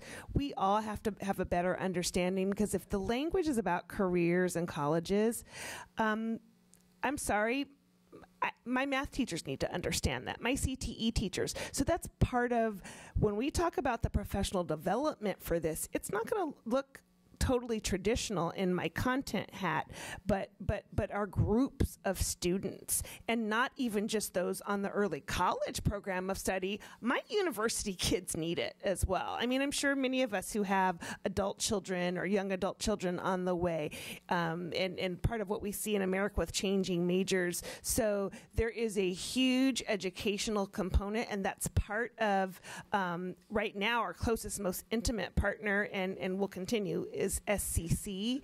That's going to be a huge part of professional development. So am I answering your question, Ms. You're expanding Kirby? on what my question was. So Okay. I appreciate it. You're hitting Okay. it right on. Okay. So I guess to conclude then, I just like to see this as a possible M&O investment to take the pressure off from having to find renewable funding every year so that they can focus on what they do best as opposed to focus on finding money. So thank you. I wanted to thank you. This is when we met with your female students for the winning and running, or I talked to each table that I went to about the possibility. I told them about the young lady that graduated from both college and high school in Coronado, and every single person at the table was like, we wish we would have known about that earlier. We wish we would have known. And it has to start in middle school. The opportunity to be there we have to spark it somehow in middle school. And I like to hear what you say about it's not just the counselor's job. It has to be everyone in the school that wants to see the success. And this goes along with developing a culture of success. We need to help our students succeed. We need to help our teachers succeed. We need to help each other succeed. And so I'm thrilled. I'm just absolutely thrilled with this. One of the things that I wanted to say is that I wanted to ask you, do you see a hurdle at all that has been imposed because of a cap that has to be met in order for a class to make? Is that a hurdle to any of our students? Well, I will tell you that we have close dialogue. It can. I think that we all know that the algebra ratio is lower, and that is important, and that is needed, and that is helpful. So it can be tough. I think that when we talk about some of the funding sources that we have at Coronado, and you look at other funding sources, sometimes we're able to do a smaller class with the DSEG funding for the blended learning courses and those targeted courses. So that's how the STEP program, that's how we make the most bang for our buck, is because we can work a little bit more closely and in smaller groups. So it is helpful. And I would just I'd like to see commitment to removing some of those hurdles. Of course, we can't have one-on-one or ratios, but I'd like to see a commitment to removing some of those hurdles so that it's known across the community that the higher level classes are also available at Coronado, that misperception gets erased, and that there's also a commitment. The one thing that I know because of hearing about the program is the total commitment from SEC, which is always nice because it goes all the way from the president on down. So we know that it isn't just dependent upon one person there. Don't take offense, please. But we've seen that happen before in other programs, and this I have seen the commitment all the way through it, and I'd like to see it at the whole campus as well. Just to share one little story that we just recently went through. A little episode at the airport between two different airlines, and trying to get just one little thing changed on our frequent flyer programs, and went to one airline and we were told, you can't do that here because we don't have customer service at the airport. And we walked across to the ticketing counter, went to another airline that I love, and they said, we're all in customer service. And not only did they do what we asked, but they gave us an extra service that we didn't even know we needed. So I'd like to develop that commitment of success across this whole district, and I'm feeling it from what you guys are talking about tonight, and I thank you, bottom of my heart. Mrs. Perleberg. Oh, thank you. I agree that this presentation is very impressive, struck right to the issues at hand, honestly portrayed them very clearly for us, and that's a good thing, because once we really understand the problems, the challenges, the issues, we can help you to start work on solving them, and I think we are all very excited that that is the focus there at Coronado, as it should be. So I did just want to, in that vein of encouraging success and making sure that everyone is working towards that together as a team. In many of our board meetings, we've talked about the realities, having a brother as a high school math teacher and always hearing about the kids coming into high school. Sometimes it seems too little too late all the time. And when you talk about articulation and that 8th grade connection, I know our board, certainly administration, has recognized that the incredible importance that articulation flow well, that your middle schoolers are really getting ready for that high school, and that middle school teachers understand what the high school teachers need their students to know when they hit high school. And I know you're very aware of that. I know you work so well with SUPI and the principals there. But when you mentioned the mentoring, one thing I thought about is I've heard that same term at SUPI, and I wondered how similar. I mean, if those two from SUPI to Coronado, is it kind of the same thing that kids would be familiar with then, and they get that right off the bat, or is it something a little different? I don't think I can speak to that very well. I just know that Ms. Hummon and I are in a line of dialogue. I don't know if she had to end up leaving. She was certainly here. Oh, she's right here. That's up to you. All I can say is this. She came to me, so let me just make sure that I'm not saying, oh, we said, hey, trip to Dallas. It wasn't really like that. It was really, truly that, the moment she had the position, just really sharing a commitment that we want to get them ready for Coronado. And I hope that I have been equally understanding that, this is not about Coronado telling middle schools or even anywhere in the learning community what to do. We are working together. We are the same students. Look at tonight. I mean, we have residents that were pre-K-12, Scottsdale, and in the Coronado learning community. So we have attended some other professional development together as well. And so we're just exchanging those ideas and that buzz. So I think the concept of mentoring, period, will be something that students are getting used to, whatever packaging that they do at SUPI, even if that's a little bit different at Coronado. Is that fair? Well, yes, and I can't see Ms. Hummon, but hello, Ms. Hummon, and night. Yes, I know.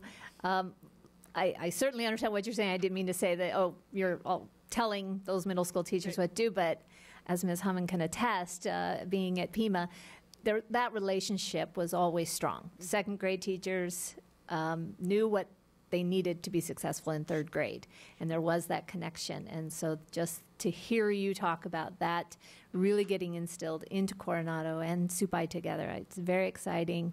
And I agree that we want to be as supportive as we can as a board and what you need and policies you need, and whatever dollars we can scrounge up is definitely important. Our community, as we learned tonight, the Coronado community is vibrant and passionate, and they deserve this. So thank you so much. Ms. Hartman, you were next.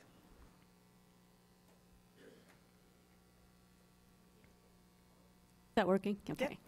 First Principal Tarkington and Assistant Principal Ferraro, amazing work. Really commend the work you do each and every day. It's really high impact in our community, so thank you.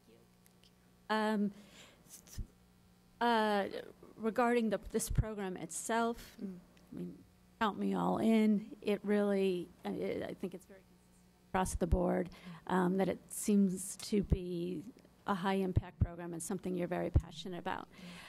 three just general questions that I'd be interested in understanding more about, and it may not be tonight, but just kind of longer term, is how this fits in first with the context of college and career ready, CTE. You really spoke to that, but I see both paths really, really not mutually exclusive at all. And how does this work together with that, and how do we optimize both?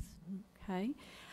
Number two, you spoke a little bit about it, but I'm really interested in kind of that K-12 and maybe even P-20 is what you're talking about, vertical integration, and really how are we optimizing that? I think you talked a little bit about that.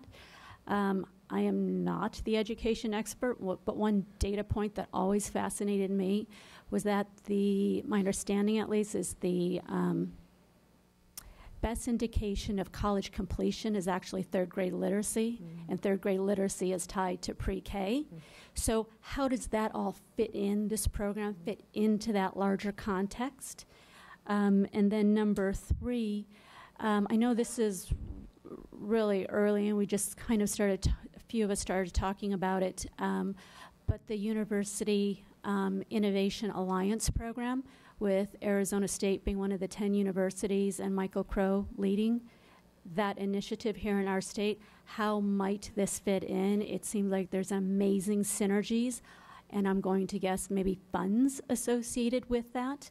But the goals of that program are very much in alignment with what you're trying to achieve. So just for us to consider how we integrate or take advantage, perhaps, of that state resource that may be available to us as well. Right. Not to respond on anyone. Pam, I think you're next. Thank you. I just wanted to mention that I wanted to thank the parents, SUPI, the teachers, SCC, that all coming here tonight is late. You stayed for the duration. I appreciate that. It shows the power of your community and the close-knit aspect of your community, and virtually every constituent's represented. So I wanted to thank you. And I also wanted to say, going to Dallas for professional development and networking with other teachers on a specific topic that is important to this campus is a good investment. And I applaud that. I applaud the time you took to do that. And I know you had to leave your campuses, and that's always difficult to do. But thank you for making that investment as well. Mr. Jackson.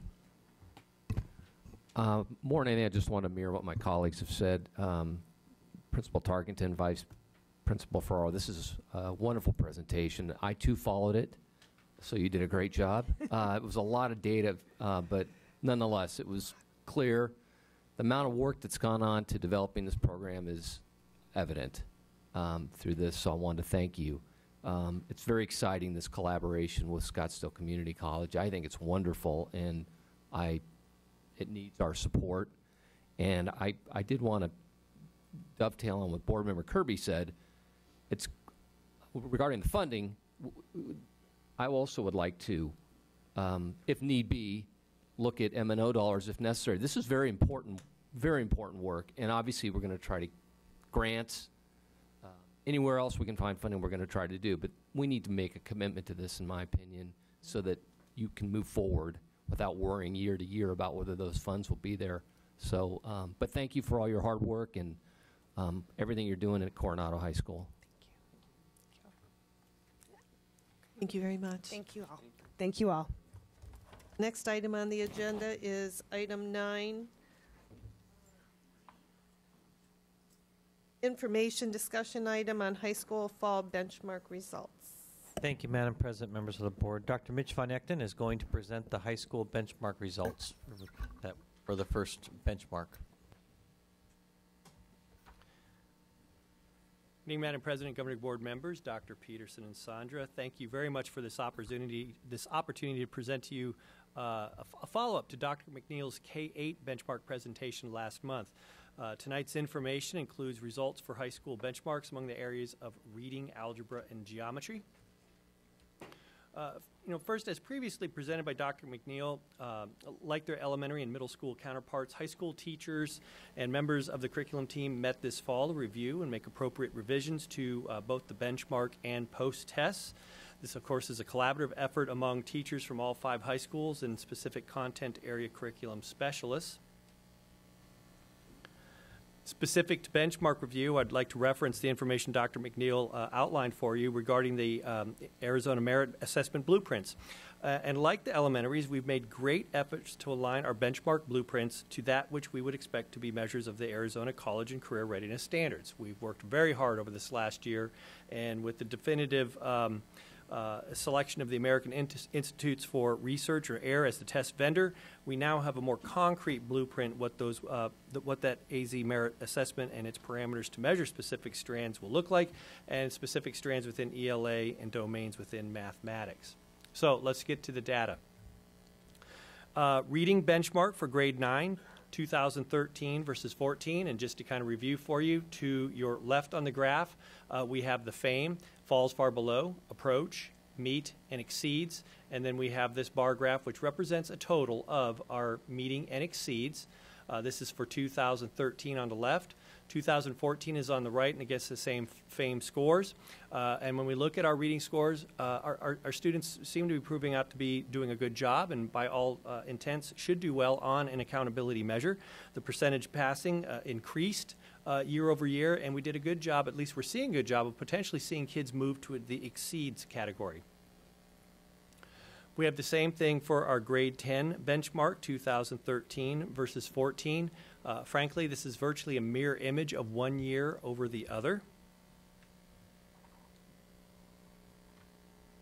We then have our Algebra 1 benchmark, and of course, again, to the left is 2013, the FAME standards or FAME scores, and then we have 2014.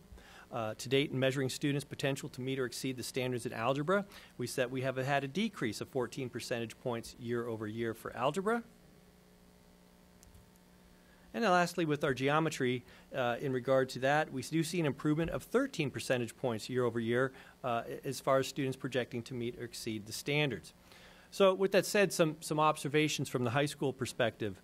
I think something that needs to be considered, this is the first year we have fully implemented the Arizona College and Career Readiness Standards in our school math courses.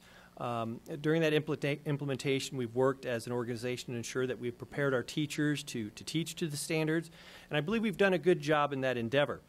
Regardless, what we have experienced, though, is 2 years of changing or implementation of standards year over year, making adjustments to our instruction to address those standards, and refining the measure of those standards on our own benchmark. Another observation is we do need to keep in mind that with the Arizona College and Career Readiness Standards, it's a year's worth of standards. This is a snapshot in time that we took in November. And so it takes a year to master all standards. Additionally, and specific to the algebra benchmark this year, I'd like to bring to your attention that we added 8 additional questions on this year's benchmark and the inclusion of an additional standard that was measured that we did not do so last year. Lastly, as teachers adjust their instruction to address standards, that process can be upsetting to the pace of instruction. So we have to keep in mind pacing guides and what that looks like. For instance, there are occurrences of more of our algebra teaching at the high school level in a conceptual manner. Okay, so such instruction takes time. It can impact the pacing of the instruction, and so that might also account for some deviation year over year. Simply put, in regards to the pacing guides, it's possible that we simply have not taught the standard that we are in fact measuring with the benchmark. Teachers, of course, look at that. This is formative. They realize if they have not been on the pacing guide, and they can look at and evaluate the data as they see fit or pertinent to their classroom. So with that, I am happy to take any questions that you might have.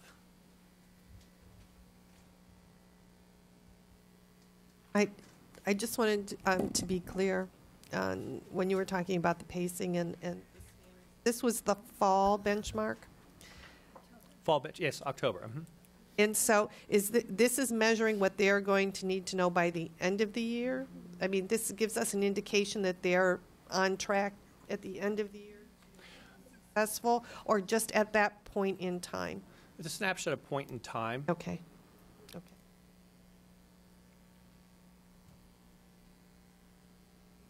Mrs. Perleberg. Ask a question that's not really new for me, but especially here focusing in the benchmarks for high school. I'd like you to talk a little bit about this tool and how our teachers use it to drive their instruction, how we're either assessing the way that, how often they use it, or maybe how it's possibly changing in the future, if it is indeed, or if those discussions are being had. Yeah, as a matter of fact, I meet monthly as a breakout with my the middle and high school principals, and in fact, this Thursday we're going to be looking at the benchmarks. My last meeting in December, we reviewed middle school benchmarks with those principals, and this Thursday we'll be looking at the high school benchmarks. You know, I think how we utilize benchmarks, it's really, we got to look at some different lenses. That's a very good question that you just asked. How are our teachers using this to inform their instruction? Because frankly, that should be the purpose of benchmarking. I think we get a little caught up in looking at that it's some kind of summative exam. It's a, wow, this is how our kids are doing, or this is where they're at, or this is what they're going to score at the end of the year. But what it should be is an opportunity for a teacher to reflect and say, on this particular standard or this particular standard, how could I have done differently? They don't seem to be scoring where I thought, or perhaps, like I said, due to the pacing guide and the curriculum map, I just wasn't there yet, so I can discount that. But, you know, with that said, I would hope that teachers use a variety of methods to inform their instruction. I would think on a daily basis, teachers do bell ringers, they take clipboard walks during small group interaction. There's a lot of ways that we can inform our instruction to really kind of assess where our kids at. That can include how they've done on a unit exam. But all of this needs to be done in a manner in which we're triangulating that data. So to me, this is another very important data set. I can tell you from my high school experience as a principal, it's a challenge as an instructional leader to create that culture of looking at this data within a high school. And I think that, and no disrespect to my elementary colleague, but I think it's a little different than at the elementary, where we have grade level teams and a teacher that has ownership of 33 students that they become quite intimate, as opposed to the high school English 1 teacher that is seeing 165 kids and doesn't meet necessarily as a grade level team, certainly, but somehow within there as a professional learning community that they can have that time. And I know that with that experience, what I often had was my English department or math department sometimes feeling that they are carrying the burden of testing, of the benchmarking, creating a culture of other departments, perhaps social studies, realizing the importance of reading benchmarks and how that relates to our ability to read and read primary sources. So I know I'm kind of going in different directions, but what I've tried to present for you is from that teacher perspective of how they can use it to inform, to the instructional leadership side of how our building leaders can use this to also move the school forward. And it takes a lot of work to create that culture of utilizing the benchmark at the high school. I think another piece we need to look at, though, with benchmarking is I don't believe we can discount the importance of other leaders within our district that utilize this data, from coordinators of Title I programs to our curriculum specialists that rely upon this data to help inform their own instructional leadership and the way they assist the classroom. So I think I probably gave you way too much of a perspective. I think you probably wanted me to drill down a little on that teacher side, but I tried to be as broad as possible in terms of how we can utilize it. I appreciate it. It's true. I think the concern that I've anecdotally heard and has felt is somewhat prevalent. It is in regards with teachers and their feelings about these tests at the high school level. Just talking about the high school level, and their usefulness of it, and those frustrations, which have then, I think, morphed into a much bigger problem than just, is the benchmark good or not, you know, that type of question. So I think it is obviously time, as the AZ merit, and for that conversation to really get serious after a lot of years, I think, of frustration of saying, like you said, if a culture is difficult, but maybe we have determined it's worth it, where they are using this tool, they understand why it's valuable, how it's valuable, ways they can use it, but and view it very differently than maybe how they currently view it. I mean, I'd like to get to that better discussion. Rather than you don't use it, we hate it, all that type of thing. And let's start making this a positive, productive thing, or we just really do assess to the point that this isn't what we need. Like you said, teachers have lots of tools to assess their students. Very different at the high school level. So I guess tonight, I mean, I appreciate you bringing this data here. I'd love to use it as a doorway into a much more meaningful conversation. I feel this topic has been a thorn in the side of our high school teachers and at our high school sites, and I'd just like to take this opportunity to turn it into a more positive, productive conversation. I agree, and that's thank the you. conversation will start this week. Thank you very much. Thanks. Absolutely. Thanks, Mitch. Mrs. Kirby. Yes, thank you. I appreciate the honesty and forthright of your answer to Board Member Perleberg's question.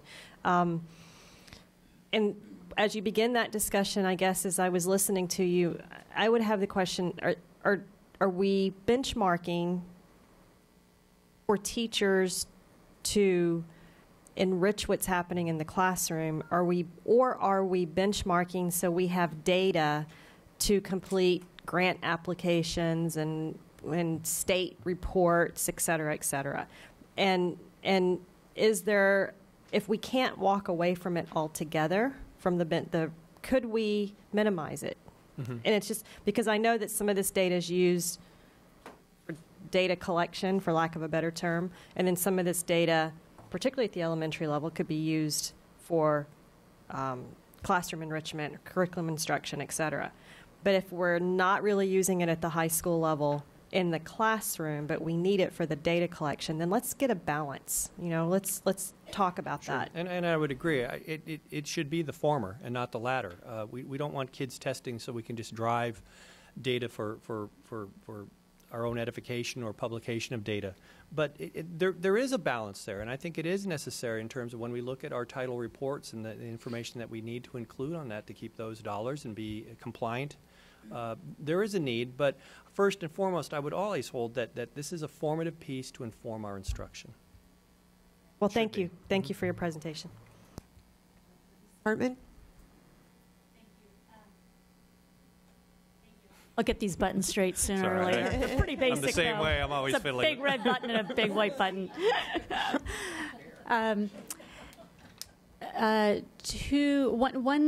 One comment and then just one question for you. Building on Board Member Perleberg's comments around informed teaching, I would be interested in understanding what the cost of really taking this data. I know we're doing it already, but but how to take this data and what it would take to really create analytics around it, because I know interpreting it is very difficult, not in addition to being timely, and not everyone has the skill set to do that. So what would that look like if we really took this data and turned it into information that then supported informed teaching? And then number two, just a tactical question, because I'm just trying to understand how the slides went from the AZ merit, which was a min-max set of scores, to then the second bar chart scores that were really passing rates. So what exactly does that min-max mean, and how will that translate compared to those bars, which really turns into a passing rate? Well, I might have to rely upon some colleagues for some helpers. So I put the AZ merit. Oh, there we are, my friend. Thank you. And if everybody knows this except me, you can tell me. Dr. McDeal did a very thorough in December regarding these pieces. So I did just gloss over this and kind of brush quickly through it because it was a presentation that your colleagues have seen before. Okay. Madam President, Ms. Hartman, the minimum maximum is the different weight that will be on a paper pencil test versus an online test. So the sites have had a choice to either decide to do it online or paper pencil. At the elementary, we have 3 elementary schools, Cheyenne, Hopi, and Pueblo decided to do paper pencil. All the others decided to do it online. So in looking at the grade 3, 4, and 5 domains here for mathematics, perhaps the test won't look the same for an online test versus a paper pencil. So the difference Has to be within that zone. So that'll be the interesting thing in data collection at the end of the year amongst all the schools that did paper pencil versus online, when they have different weights when it comes to operations and algebraic thinking in numbers-based tens. So we'll see that perhaps the paper pencil schools, that will only be 49% versus 53% online. So the difference between the numbers is merely if you're taking it online or paper pencil. We didn't make that rule, they did. And the percentages, let me test my understanding. The percentages relate to the number of questions within that particular standard. Exactly. Correct.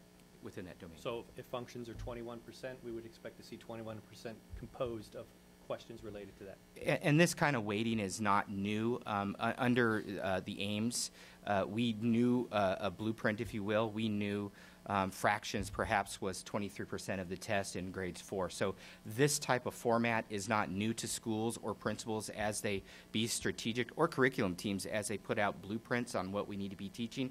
The only newness is the difference between online weighting versus paper pencil. So it's a whole new venture for us, and we're dying to see how they do the data collection and make comparisons when it comes to letter grades down the road. Thank you. From a layperson standpoint, I see this chart with AZ Merit as more, the percentages are more about the input as far as what questions are going to be asked, where the other bar charts, where the output, and where our students are.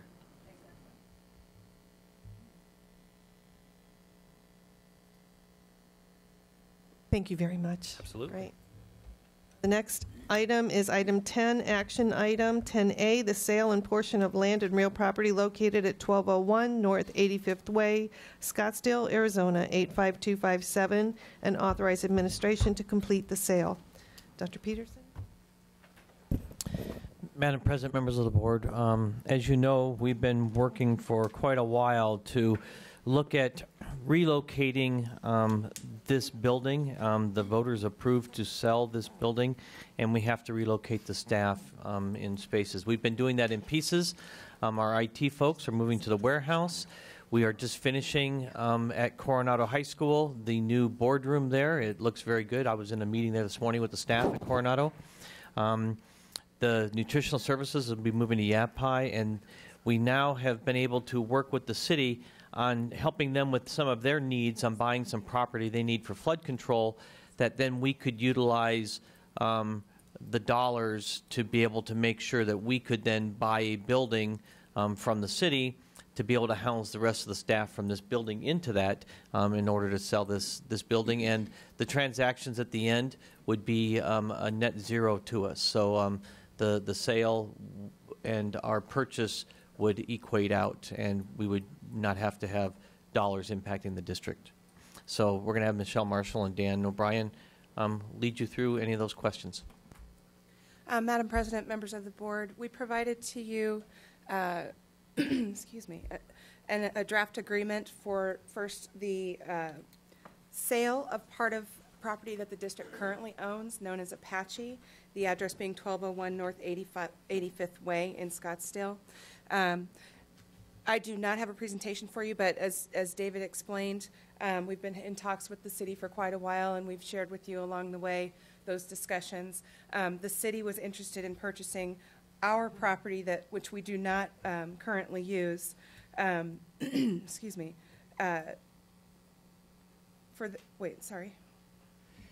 The current property, the Apache site, is the park site is used as a park from an IGA through the city of Scottsdale. So city of Scottsdale run the park. They upkeep the park and they do things like that. So it hasn't been a functional piece of the Apache site for Scottsdale for school district for quite some time. And the city needed to use it to complete its flood control plan, and it had funds specifically to use for that purpose.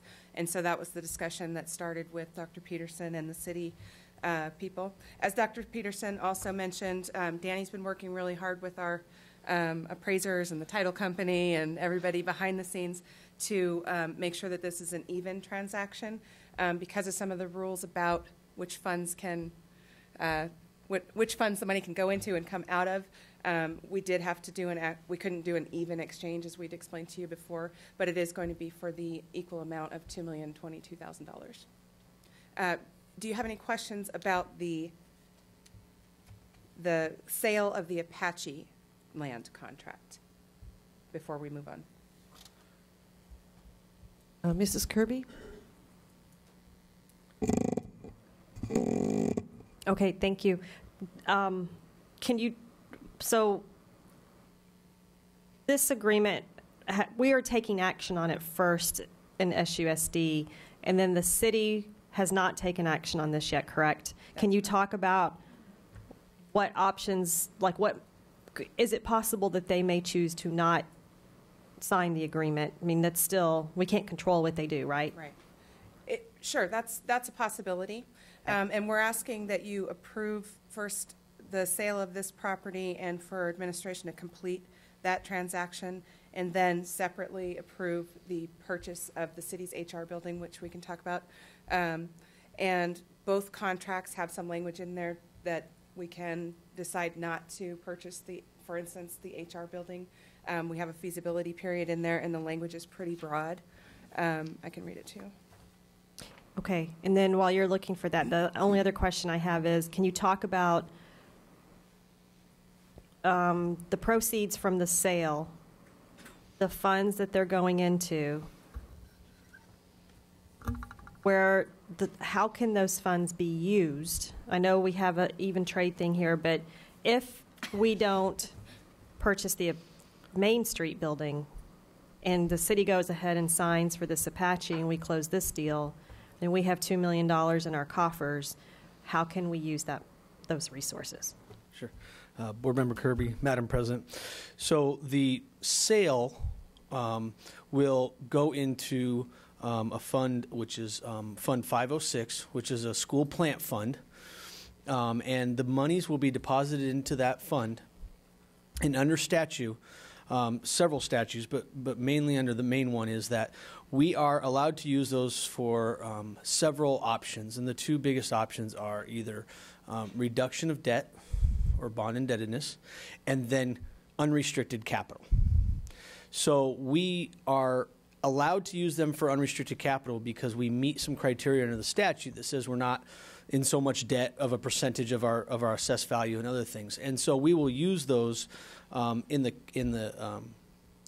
capital purposes. Now, Michelle's probably going to bump me when I get a little bit into the other agenda item, but I won't creep too far. Some funds that we're using to purchase the building, those dollars will kind of be replaced by the 506 dollars. So the budgets, which are some building facilities, some other capital purposes funds that we're going to use to purchase, the budgets that we use on an annual or a yearly basis, those budgets and those departments and those schools and all the stuff we use that for will just kind of shift into 506 so that those budgets are not taken away from that department or that school. So we have to use unrestricted capital funds to purchase the building, but those have budgeted and are budgeted. You've seen them on your budget forms. So we will take those budgets, and that will kind of become the 506 budget for those departments and those purposes going forward. I didn't creep too much, but I might creep a little more. Okay, and then can you just address the $2 million that's coming? Let's assume this contract is executed with the city on both sides.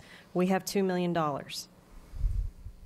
Let's say the other contract is not executed for whatever reason. Where can that $2 million, how can that $2 million be spent? Is it unrestricted capital? It's for capital purposes and or reduction of indebtedness. Okay, and when you say capital purposes, is that soft capital? Is it chairs, or is it facility improvements? It is capital pertaining to unrestricted capital. So it's building improvements, it's facility improvements, it's chairs, it's tables, it's everything. It's computer. It's everything but not soft capital, because soft capital had a few items that they were allowed to purchase M&O purposes, and those can't be done. It's strictly the guideline of the USFR under capital purposes. Okay, thank you very much.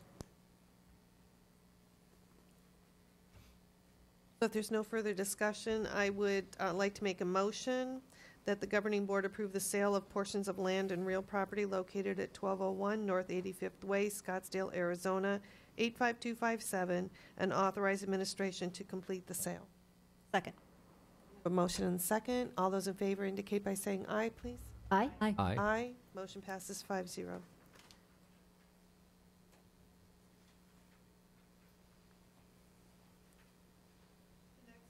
Action item is item 10B, the purchase of land and real property located at 7575 East Main Street, Scottsdale, Arizona, formerly known as the City of Scottsdale Human Resources Building, and authorize administration to complete the purchase. Madam President, members of the board, related to the discussion we just had, we're asking the board to approve the purchase by the district of the city's, what's known as their HR building. The location is 7575 East Main in Scottsdale.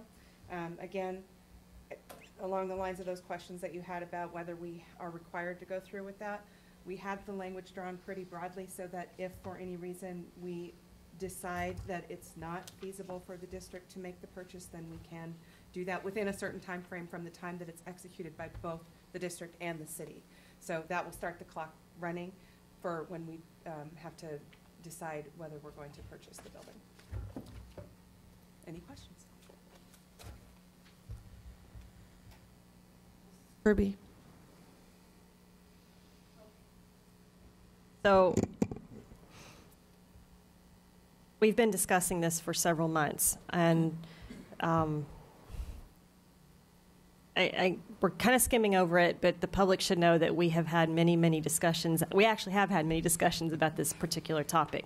However, in those discussions, it has always, at least I have always been under the impression that Tonalea was inhabitable and that it was not fit to house individuals. The reason we moved the students out. New information has obviously come to light that up until about 3 hours ago, we had a lease agreement where we were willing to make improvements, pay utilities, and put adults and children, not for traditional classroom education, but for services. So I have to ask the question, we own this land, we own this real property. Before we go out and purchase land and improve property for the $2 million, should we not reconsider using our Tonalea campus?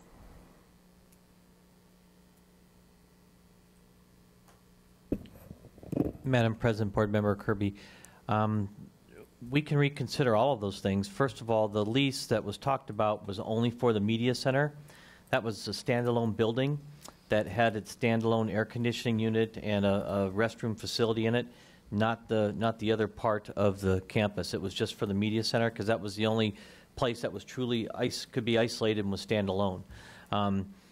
The rest of Tonalea, we would put, I'd have to go get an estimate, but it's going to be multiple millions of dollars more above what we are selling this other property for to bring it up to that condition to make it usable. So we can do it, but it's going to cost us a lot more money. Okay, so remind me, I know we have discussed this as well, what's the square footage of the Main Street building with the city?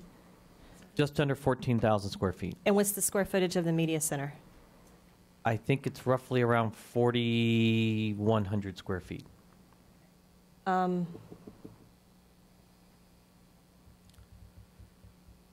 Okay, that's that's good information to know, so thank you.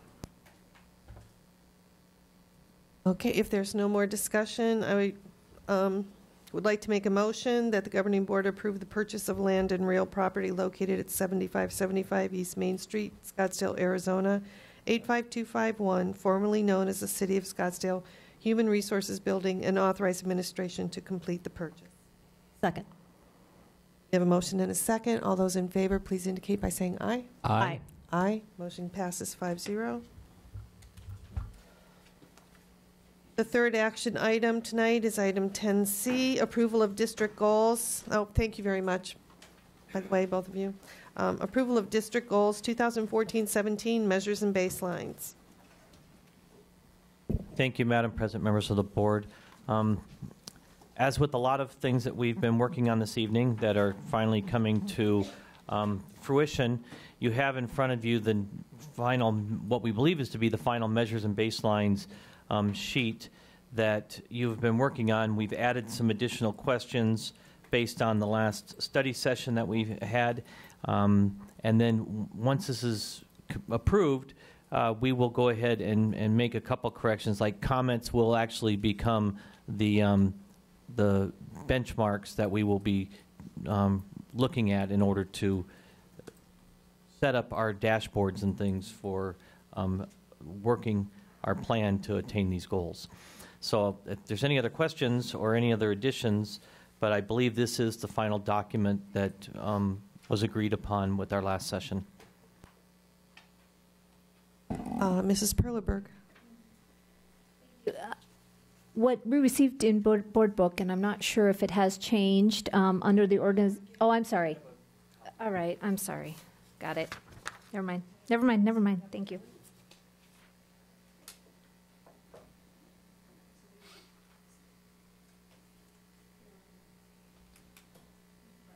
Okay, Mrs. Kirby. So we were given a new one tonight.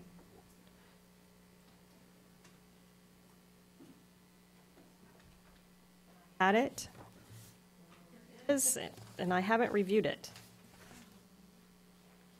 If I can jump in, one change from Thursday, and it really wasn't a change, more of a clarification, that in our discussions, as I understood it, under the organizational health questions, we had looked at the document we were reviewing, Ian white paper, and honed in on a question. I'm satisfied with, I feel safe communicating my ideas and opinions. In that document, it said with colleagues. I think during that meeting, we clarified that we also wanted to include with site administrators and with district administrators separately. So that was one change from Thursday that I had requested, and our notes indicated that was. And it's on the one that I have. Yes. Oh, okay. You were just wanted to point that out. Yeah, I just was kind of explaining why there's a new one.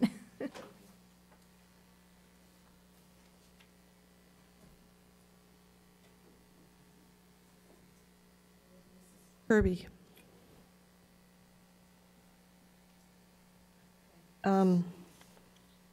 Sticking with org health, on the unplanned turnover, there's just a decrease from previous year. So, and technically an 1.01% decrease would qualify as meeting the goal. Can we come up with a absolute decrease that we're looking for versus just a global decrease? And I would need to defer to HR on what's achievable. Or stretch target, maybe. Yeah, I haven't looked over it year over year to know if we've had what would expect beyond that, since it's the first year we're looking at it. Yeah, I don't know if 0.5% would be going from an 8.2 down 0.5% would be a reasonable to stretch. How far back do you have data on this? Do you have data as far back as when we were passing overrides? 0708 is when we started using the system that we have data in. I don't know how clean it was kept for the codes if they remain the same, so because this is a report out of Visions. It's not our own report. So I can do some digging to see, but it's a report that the company has provided, Envision, Yeah, so I'm not sure at what point they started providing it. I don't want to just pull a number out of the air, but I'd like to have something a little more firm. I can go back and do some, tomorrow, I can go back and do some past work to see how long the report's been in there and what I can pull up and what the number looks like.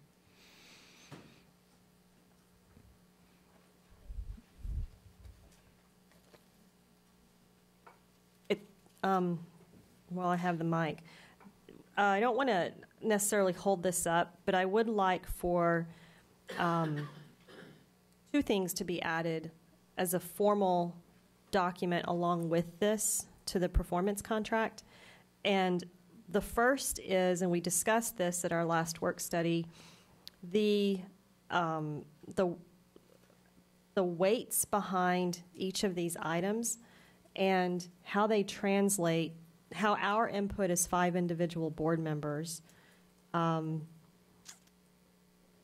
these 20 or so different metrics translate into whether or not the superintendent has met the performance objectives. Are they all equal weights? Because clearly, probably, there's going to be some hits and misses because there's so many. And so if we're 50% of pass, 50% of these didn't make it, what does that mean? I just want to establish those guidelines up front and not be making up the rules as we go along. And then the second thing I would like to add to this are the specific data sources, the variables in English, and then the math that we used for the baselines up front, so that when we go back and we determine whether we met the objectives, we know how we calculated the baselines the first time, and there's no question about how are we supposed to do it for the actuals, if that makes sense. And along those lines, when coming to an agreement, we also have to come to an agreement on what we're going to do when the data points have changed from year to year. For, let's say, the label points, there were a few things that we said, we know that because of legislation or ADE mandates that we might have to change some things, or maybe the test changes, or maybe a system. How are we going to account for that when we do our evaluation? And that's well taken, because some of these metrics, and again, this is going to be published, and we have spent many, many hours on this, and we're not taking a lot of time tonight to dial through it. But some of these metrics, for example, under academic achievement, we have a goal that is actually lower than where we are today, which should raise all kinds of red flags for folks. But we've discussed that we are building into that goal the fact that the test may change. And so in that case, it's built into the goal. But in other cases, for example, like the label points, if that entire process goes away, then obviously it's not a measurable goal. So we do need to come to agreement on that as well.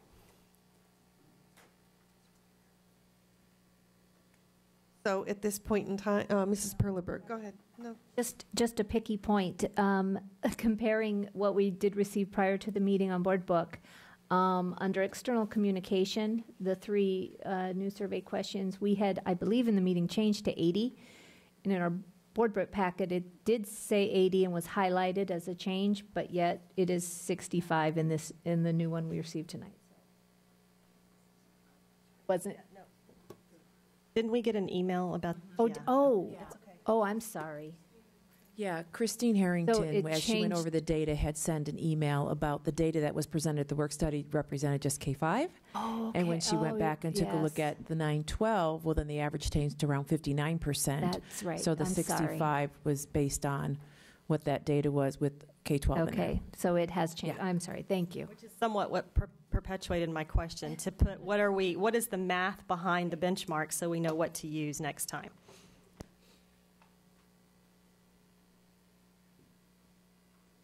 So are we really ready to do this tonight? I'm saying no.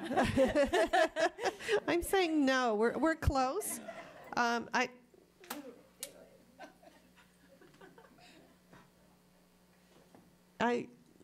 think we have more work to do. This is definitely down to one page, but I think we have, as a board, we have work to do with our agreements on how we're going to handle things. So I like, I don't know if we need to make a motion, but I'd like to make a motion to continue this action item to a point in the future to be determined.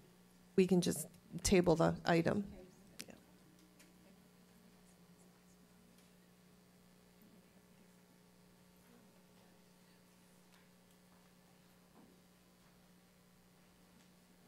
At this time, we'll look at any future items. Board members may propose topics for future consideration. This is item 11. And we will write down.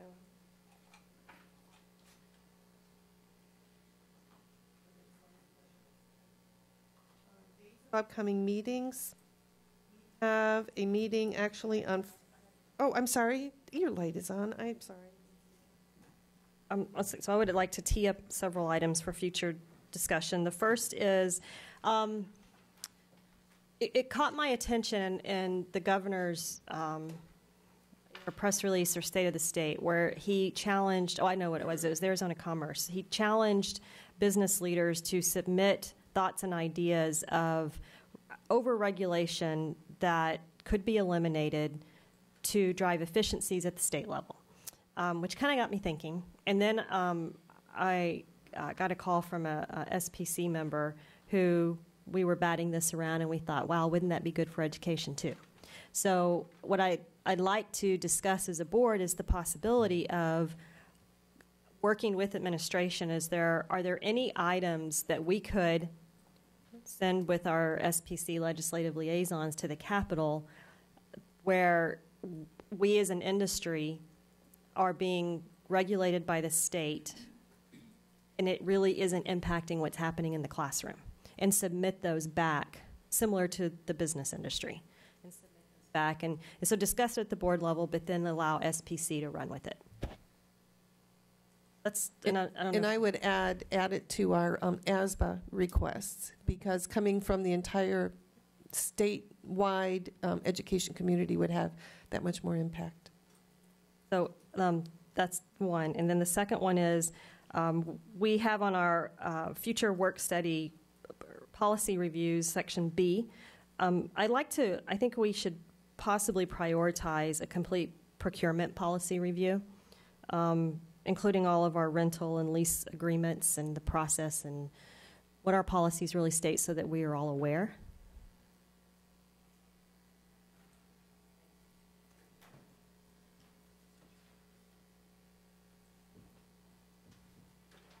And lights on. Item 12, dates of upcoming meetings. We actually have one on Friday. We have a work study at 9 o'clock, boardroom. And then Thursday, February 5th at 12 o'clock, there will be another board study session. Tuesday, February 10th at 5 o'clock, a regular governing board meeting. Thursday, March 19th, 12 p.m., noon, governing board study session. Tuesday, March 24th, 5 p.m., another regular governing board meeting. Are there any governing board reports? Other than saying happy birthday to Kim's husband. Yay, Kim's husband. It's his birthday tonight. Yay. Yeah. Better to do that.